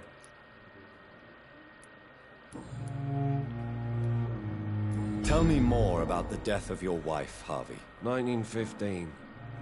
I was in the army, building workshops for the Royal Flying Corps. Helen was happy I wasn't sent to the front. What happened? The Germans sent Zeppelins to bomb the construction site, but they missed their target. My wife was bringing my dinner when the bombs fell. I'm sorry for your loss. So many died during the bombings. I served in France and witnessed the carnage there. I would like to say that she didn't suffer. Truth is, I have no idea. I just know that I'm all that me kids have. Poor little bleeders. How are your children after losing their mother? They were smaller then. The only good thing about this is my Helen didn't bring them with her that night.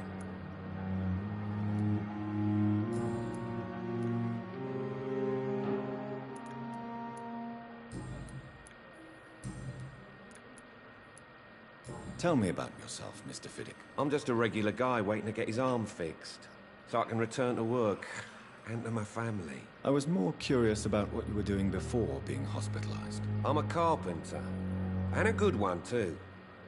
But that means I need both arms to feed my family, Dr. Reed. Tell me about the doctors who are arguing about your case. Strickland and Aykroyd. They both want the best for me, but there's a lot of pride there. Doctors are no different from carpenters, it seems. What do you mean? I often had professional arguments with rivals on a building site. Difference is, I disagreed about wooden nails, not flesh and bones. Are you satisfied with your treatment here? Well, it's clear that I've chosen a bad time to be injured. Forgive my bluntness, but you seem overwhelmed by cases of the flu. I won't lie to you about it. I'm afraid we are. Are you sure you don't want to operate yourself, Dr. Reed? I have the feeling you're very capable. And your colleagues seem to think so too. In other circumstances, you would be right. But for now, I don't think I can take on the responsibility. My apologies. Goodbye for now, Mr. Fiddick. I'll see you later.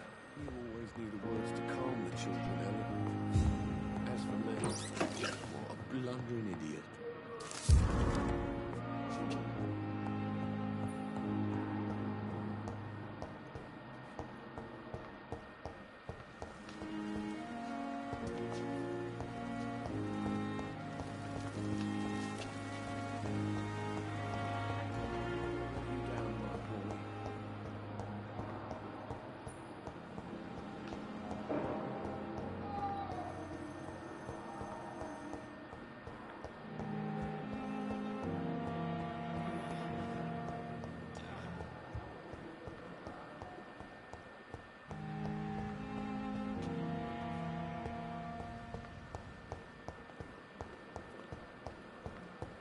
It's locked, all right. It's locked, all right.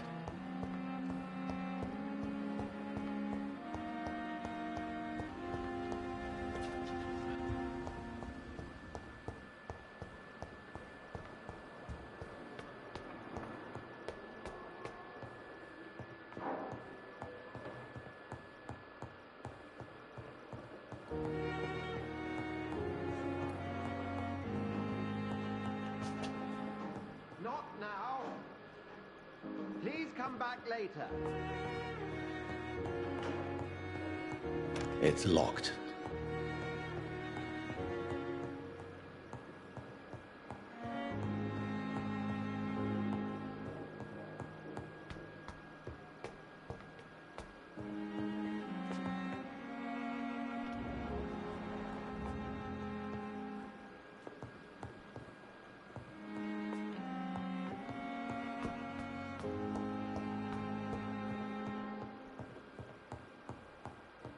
It's locked, all right. I'm busy right now.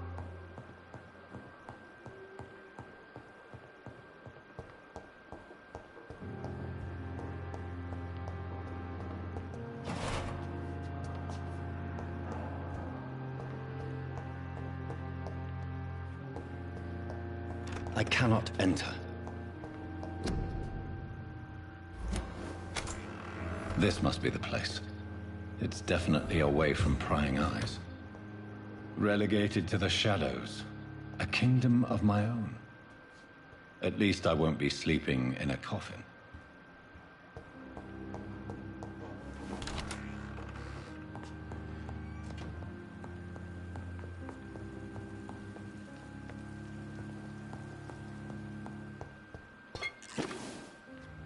The flower's dying. It needs water.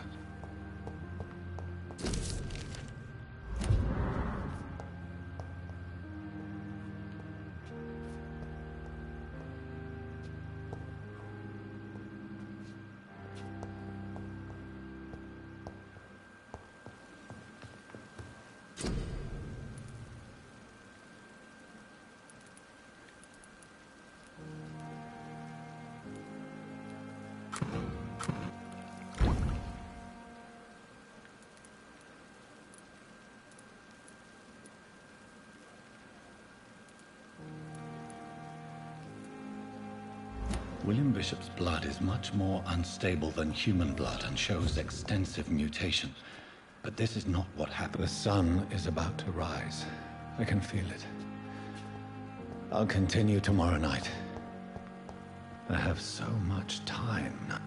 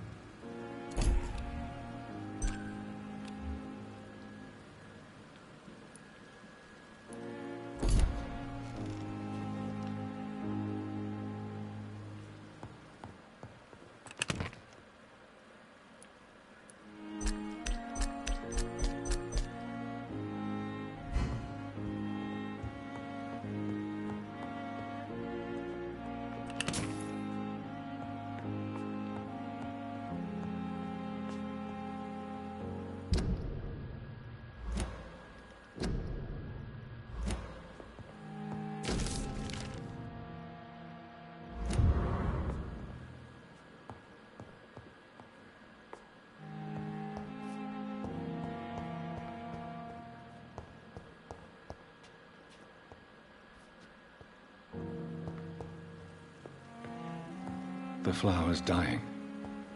It needs water.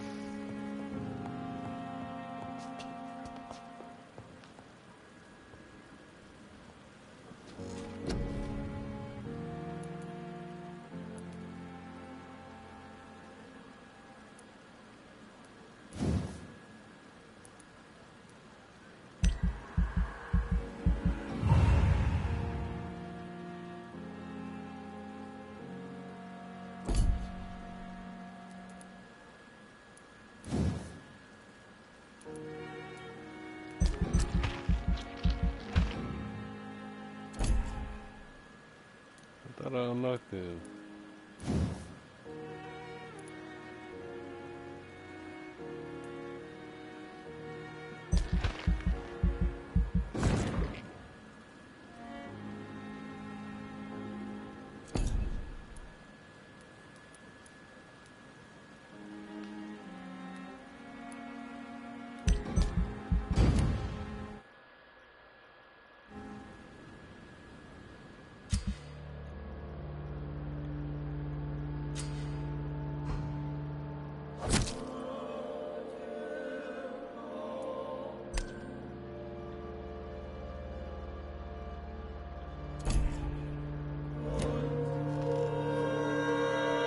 If I'm to stay here until my research is complete, I'd better learn to hide my true nature from the mortals.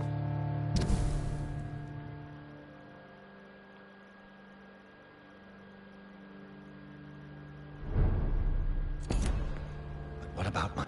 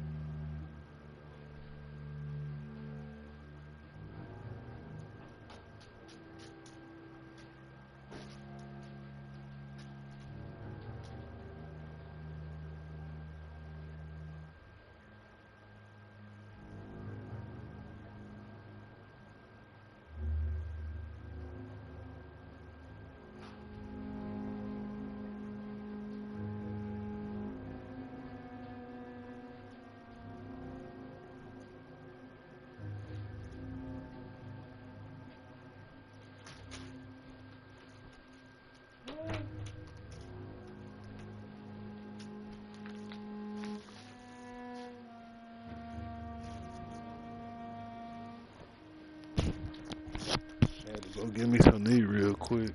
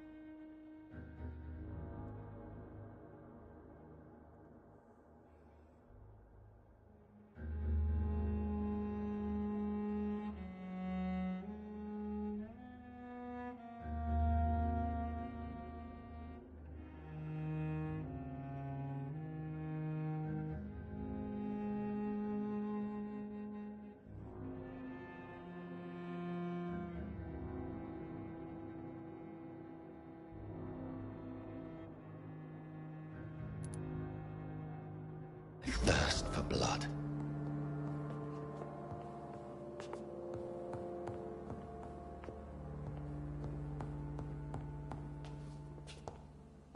Come on, I don't have all night.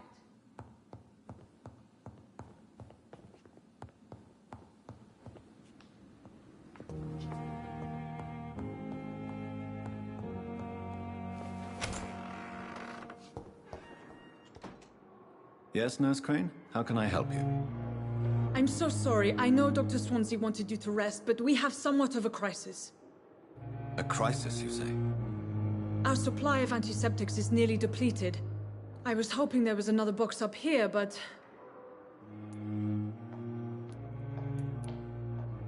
Sorry. There's nothing here.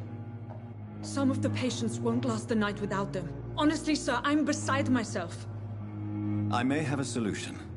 In France, during the war, drugs shortage was a daily problem, and we had to use our wits to overcome the shortages. However do you mean? If combined correctly, certain household chemical products can be used in a pinch instead. Now, where's the hospital storeroom? The storeroom?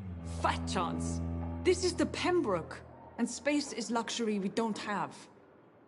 Everything used to be stored in the old morgue. Perhaps I should look there first. Where is this morgue? It's the large building behind the hospital. You'll need to go in the back door because it's been sealed off for sanitary reasons. Take this key.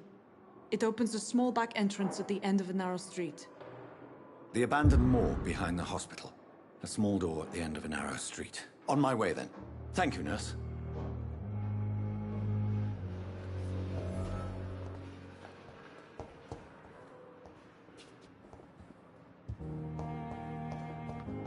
It's locked.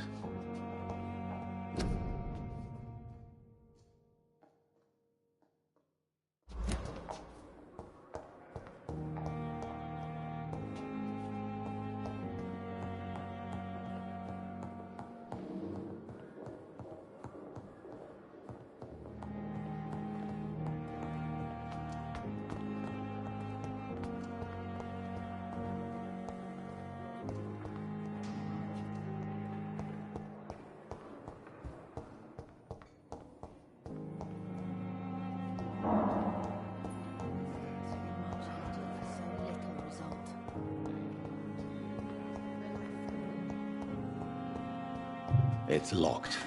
It's locked, all right.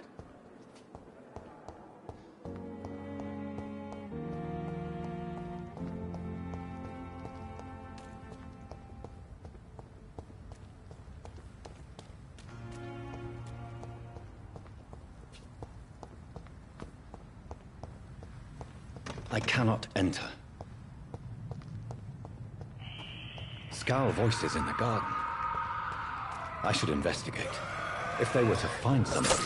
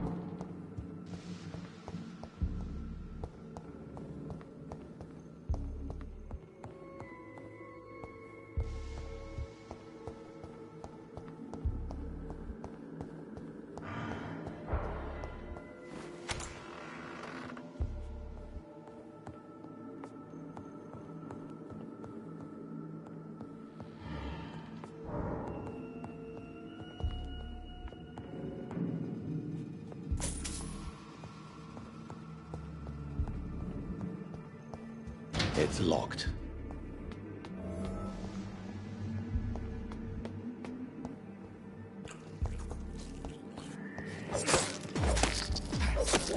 Behavior is similar to the infected William Bishop. Must be the same strain. This sickness moves faster than influenza.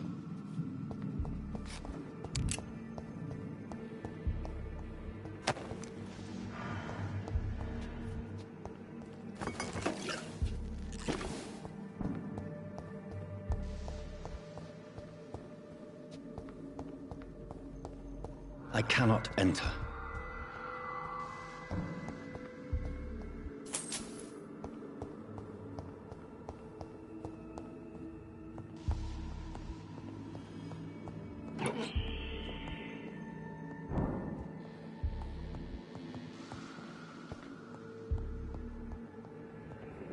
This key will surely grant me access to the basement.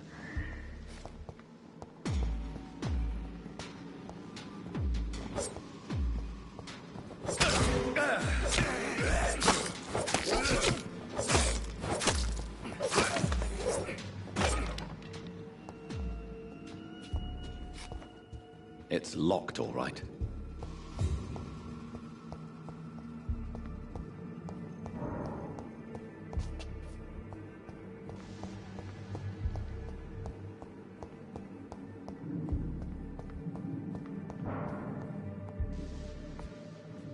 Balls of Mars, fortifiers. As popular as they are ineffective. But they do contain iron tartrate, and that might prove itself useful.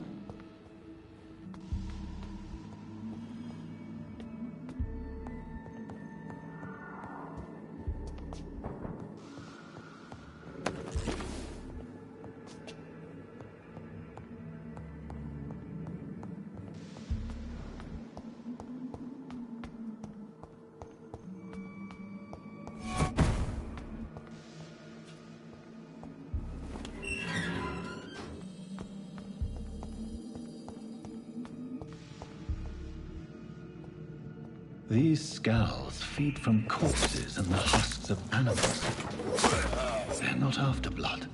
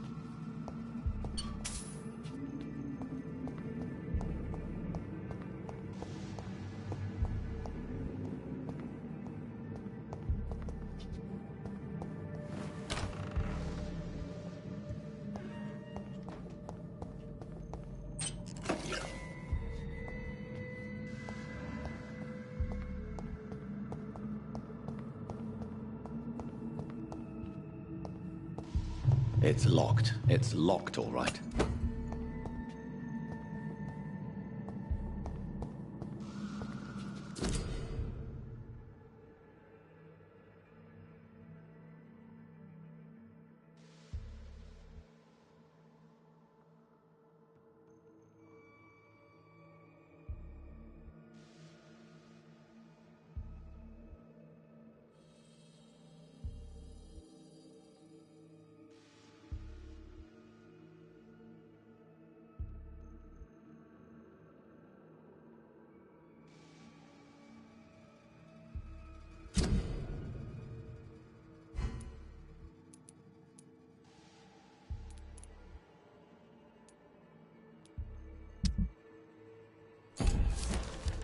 Mr. Connor's injuries don't match the report.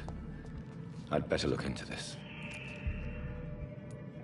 Traces of a pinkish foam at the corner of the lips. Some sort of drug overdose, perhaps? The chest was originally opened to perform the operation. The sutures are clean, but the chest has been reopened. Multiple abrasions and scarring on the arms and legs. Old and distinctive injuries of a sailor or a fisherman. A puncture over the left lung, possibly a chest tube insertion. Not the cleanest work, but I think it was successful.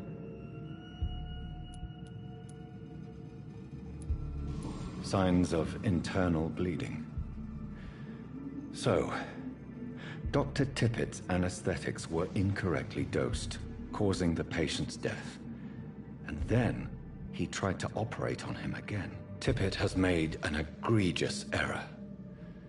It's time we talked.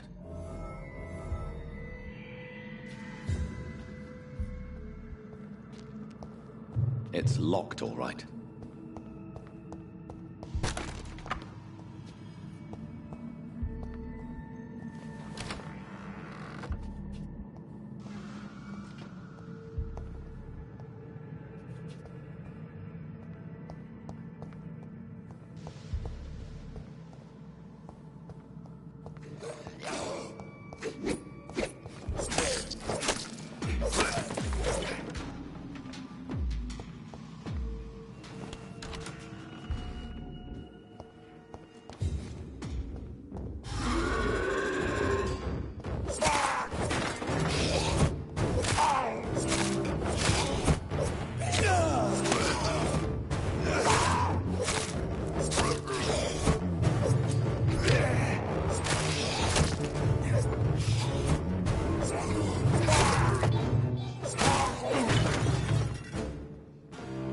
Scowls can be so ferocious. I'm not sure I can defeat them without becoming stronger. To drink blood is so tempting.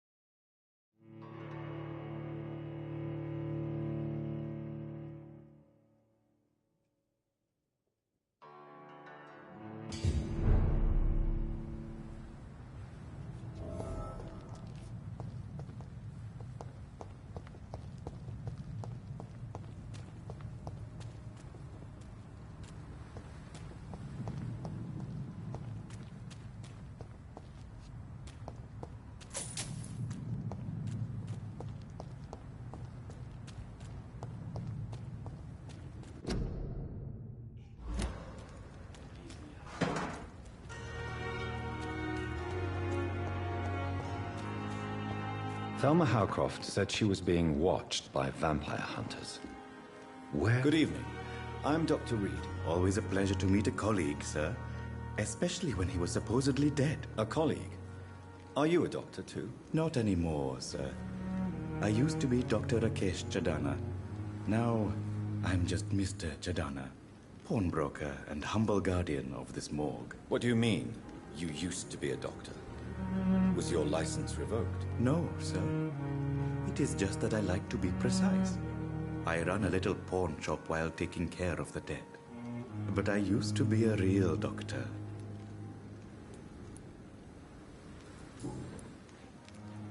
A pawnbroker?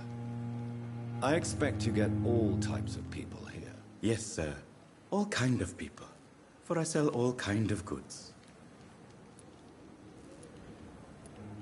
Who comes here to trade with you? It's very unhygienic, even unsafe. Diseases can spread. For the customers, for the hospital. I'm very cautious, sir. I've been a doctor, remember? And all my clients are good people. In fact, I think I only know good people. What kind of goods? With the quarantine, it's not always easy to buy things. So I trade, I exchange. Some people sell, some others buy. I like to help.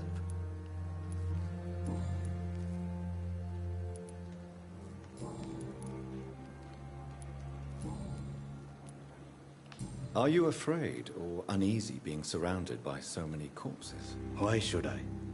These bodies are empty vessels. Flesh left to decay. Poof. No soul anymore. All gone. An interesting point of view. And quite an exotic one, too. Most people fear, or at least have a respect, for dead flesh. Sir, as a medic during the war, I learned to face my death and the death of others. It's the pain we have to tame, not death itself. How did you get this job? After I left the army, I worked as an undertaker down by the docks. A dangerous place with many an unpleasant business there. Milton Hooks helped me get a job here. Do you work here alone? Yes, very easy work, sir. All I have to do is watch a few bodies. The situation was very different when the main morgue was still open.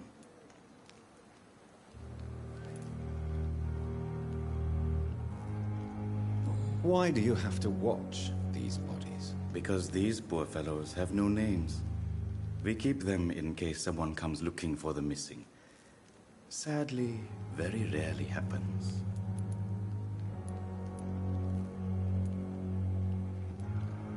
Why close the hospital's main morgue? It was for sanitary reasons after the beginning of the epidemic. Cadavers had to be moved to the nearest mass grave.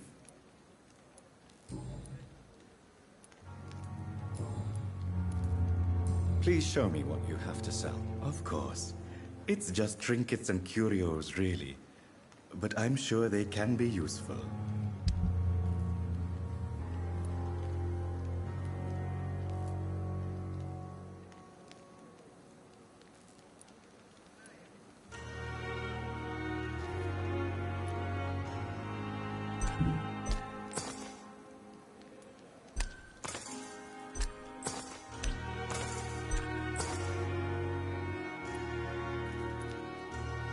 It never ceases to amaze me how you, the dead, It's locked, all right.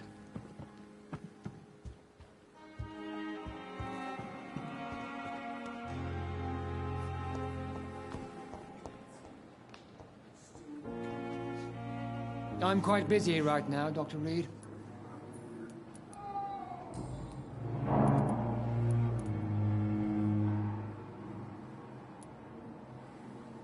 It seems you have bad memories of your military service. I refuse to see this industrial slaughter as scientific progress. War only reveals the worst in men. We can at least agree on something, Dr. Ackroyd. I don't know what you've heard about me, but I have already proved my value as a practitioner. I don't question your skills, Dr. Reed, but your motive. Is it money? Fame? Or are you truly dedicated? And what exactly is that supposed to mean? I served in the war just like you. But unlike you, I did not use the wounded to play the modern sorcerer. Be careful what you insinuate, Dr. Ackroyd. I only want you to admit you used those men to improve your theories. Knowledge has always been and will remain our main weapon. And it has always come at a price. And personal initiative. It is not a question of initiative. It is a question of integrity. These men and women have put their faith in us, Dr. Reed.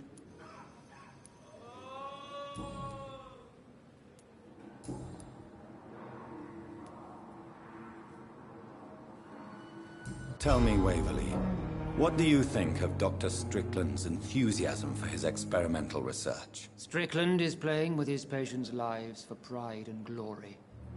Now that, sir, is unethical. Are you thinking about something in particular? Harvey Fiddick needs delicate surgery. I believe we should stick to the usual procedure, but my young colleague obviously disagrees.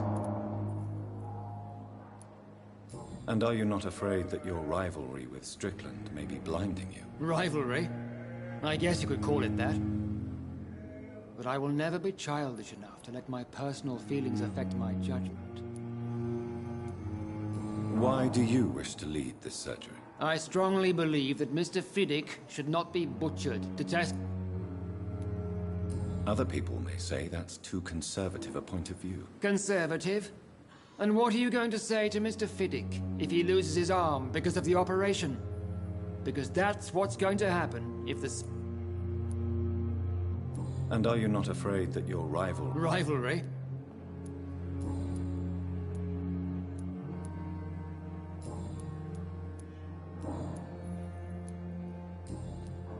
Thank you for your time. We'll talk later.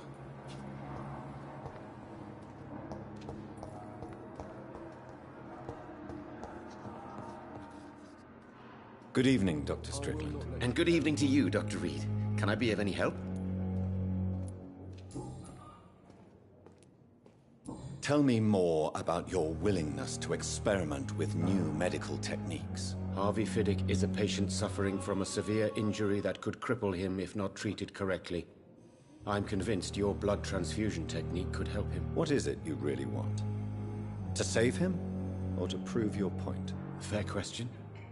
I want nothing but to save my patient, Dr. Reed. Especially since I know Mr. Fiddick's story. This personal involvement could also appear to be a lack of impartiality. You must know that a good surgeon must remain neutral. I agree. But that does not excuse Dr. Ackroyd's behavior. A man who did not even take time to converse with his patient. Do you think keeping his distance was a mistake? All I know is that I'm taking care of human beings with desires, hopes, and fears. Not some biological machine comprised of blood, bones, and flesh.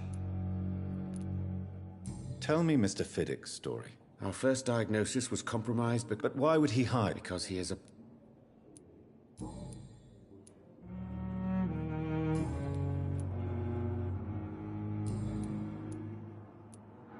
What do you think of Dr. Ackroyd's aversion to modern medical methods? It's a shame he's so narrow-minded.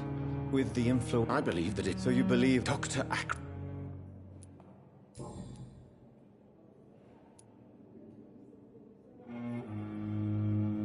Goodbye, Dr. Strickland.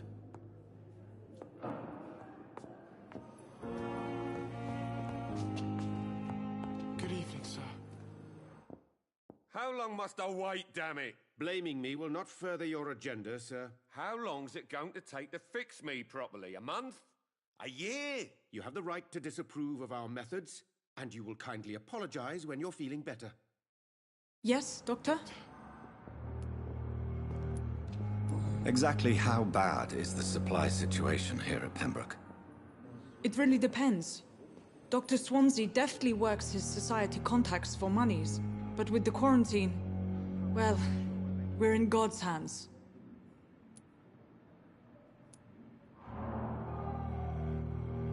Please, could you point me in the direction of the morgue again?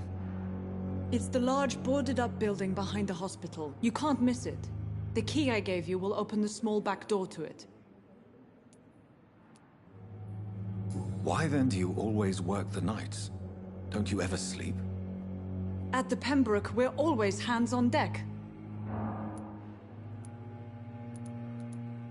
Your dedication to the Pembroke does you credit, Nurse Crane, but when do you sleep?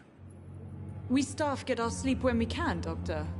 Nursing is a vocation, not the labor of a journeyman. Lack of sleep and the medical profession always ends in disaster. I've witnessed many a colleague succumb to stimulants to fight exhaustion. Drugs were as deadly as bullets in the trenches. London's trenches start here at Pembroke Hospital. We are on the front line, make no mistake.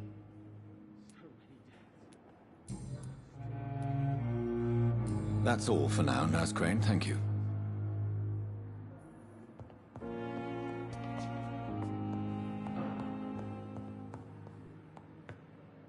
Good evening.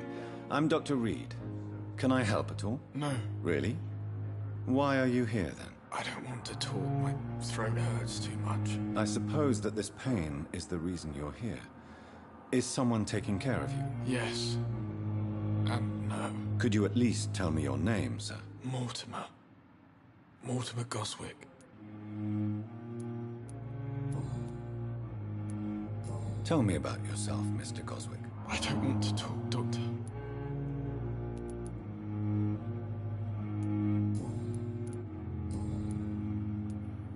How painful is your throat, Mr. Goswick? So painful I'd rather not talk at all, Doctor. I'm sure you realize a doctor and his patient have to communicate, sir. Would it help if I gave you some paper and a pen? Not really. I see. Then maybe it's not just your throat that hurts, Mr. Goswick. Perhaps your sore throat is just the consequence of something more hurtful. Yes, maybe. But I don't want to talk or even write about it now. How painful is your throat, Mr. Goswick? So painful I'd rather not.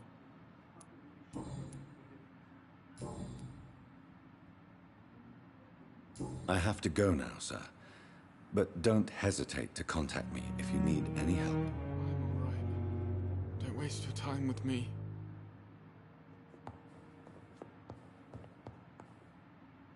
Good evening, madam. Can I help you? It's my son who needs you, sir. I'm Dr. Jonathan Reed. How can I help your son? I'm Beatrice Goswick, mother of Mortimer Goswick. Could you check on him, please, Dr. Reed? I've heard much of your talents as a physician.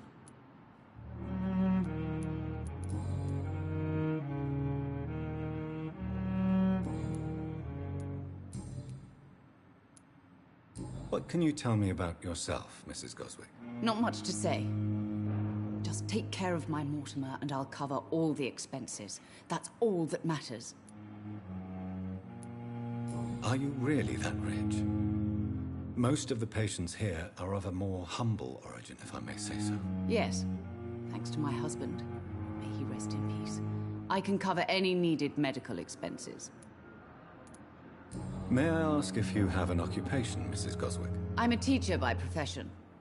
I teach young women who are more ambitious about their futures than their families.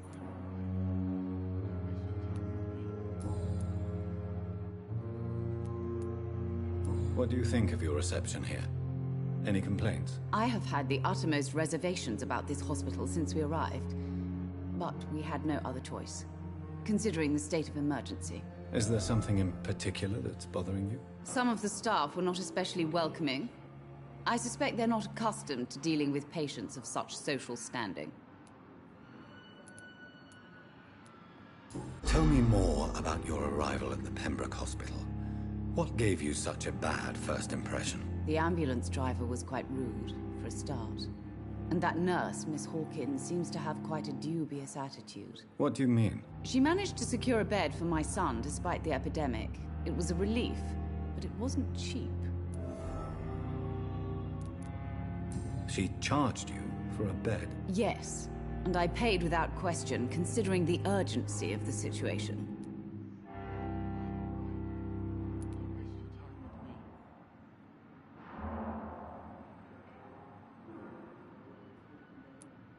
She charged you for a bed? Yes, And I paid without question, considering the urgency of the situation. I share your concern, Mrs. Goswick. Be sure that I'll talk to the people involved. I don't expect compensation, Dr. Reed. But I'm aware such behavior would not be tolerated in other hospitals.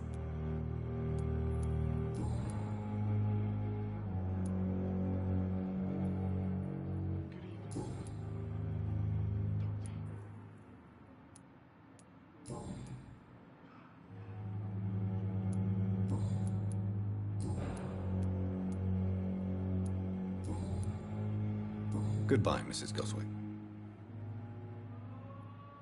I'm all right. Don't waste your time with me.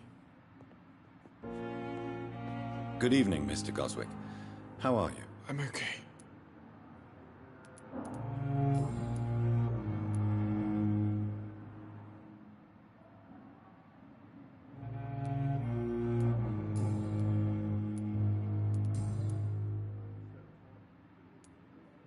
Why did your mother have you hospitalized here?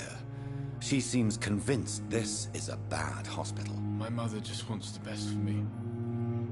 She won't rest while I'm here. She'd go all the way to hell and back to help me. Pembroke Hospital may look unorthodox, but rest assured you're in good hands here. It's not me you have to convince, Dr. Reed. It's my mother.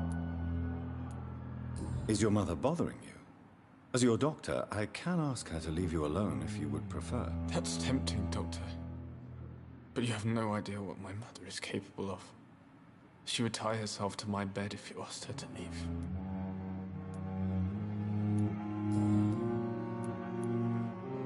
How painful is your throat, Mr. Goswick? So painful I'd rather not.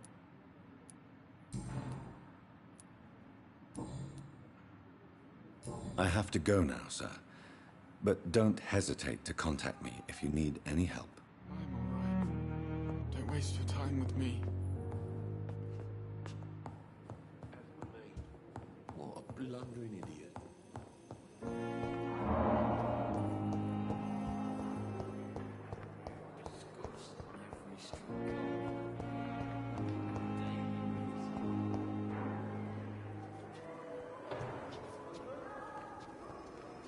Good evening, Miss Howcroft. How are you tonight? I need blood, Doctor. Warm, rich, vibrant blood.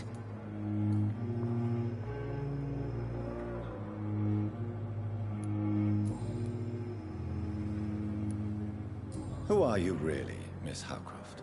I mean... Is that not... I'm... No.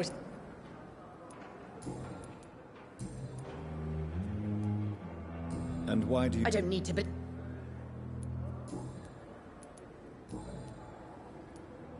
I'll leave you, Mistress of the Dark, to your nocturnal activities.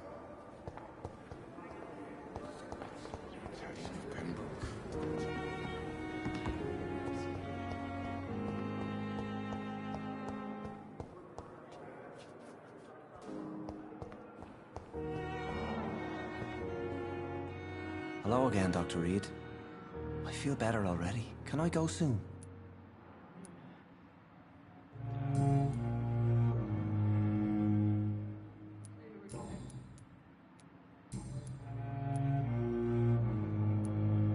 How do you feel, Mr. Hampton?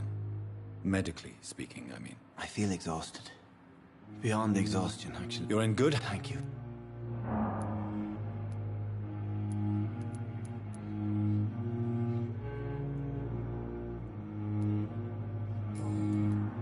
Goodbye, Mr. Hampton. We'll talk again later.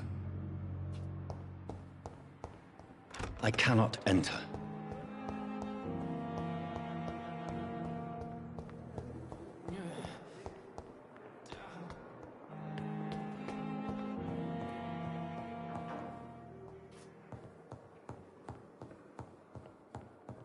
It's locked, all right. Not now.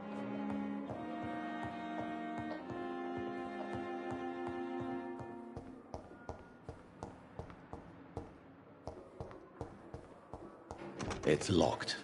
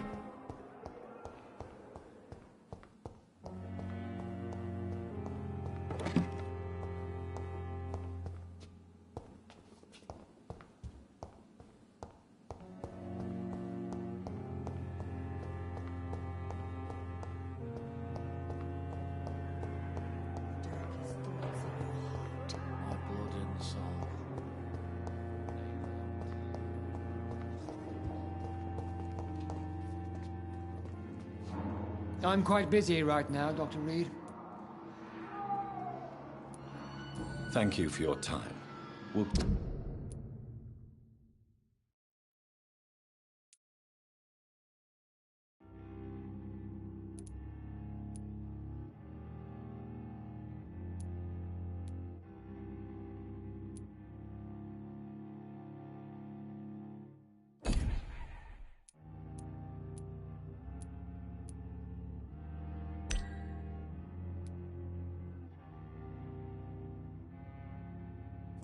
Talk later.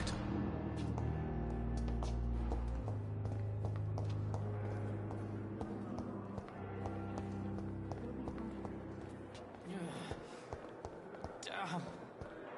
The pain. It's here again.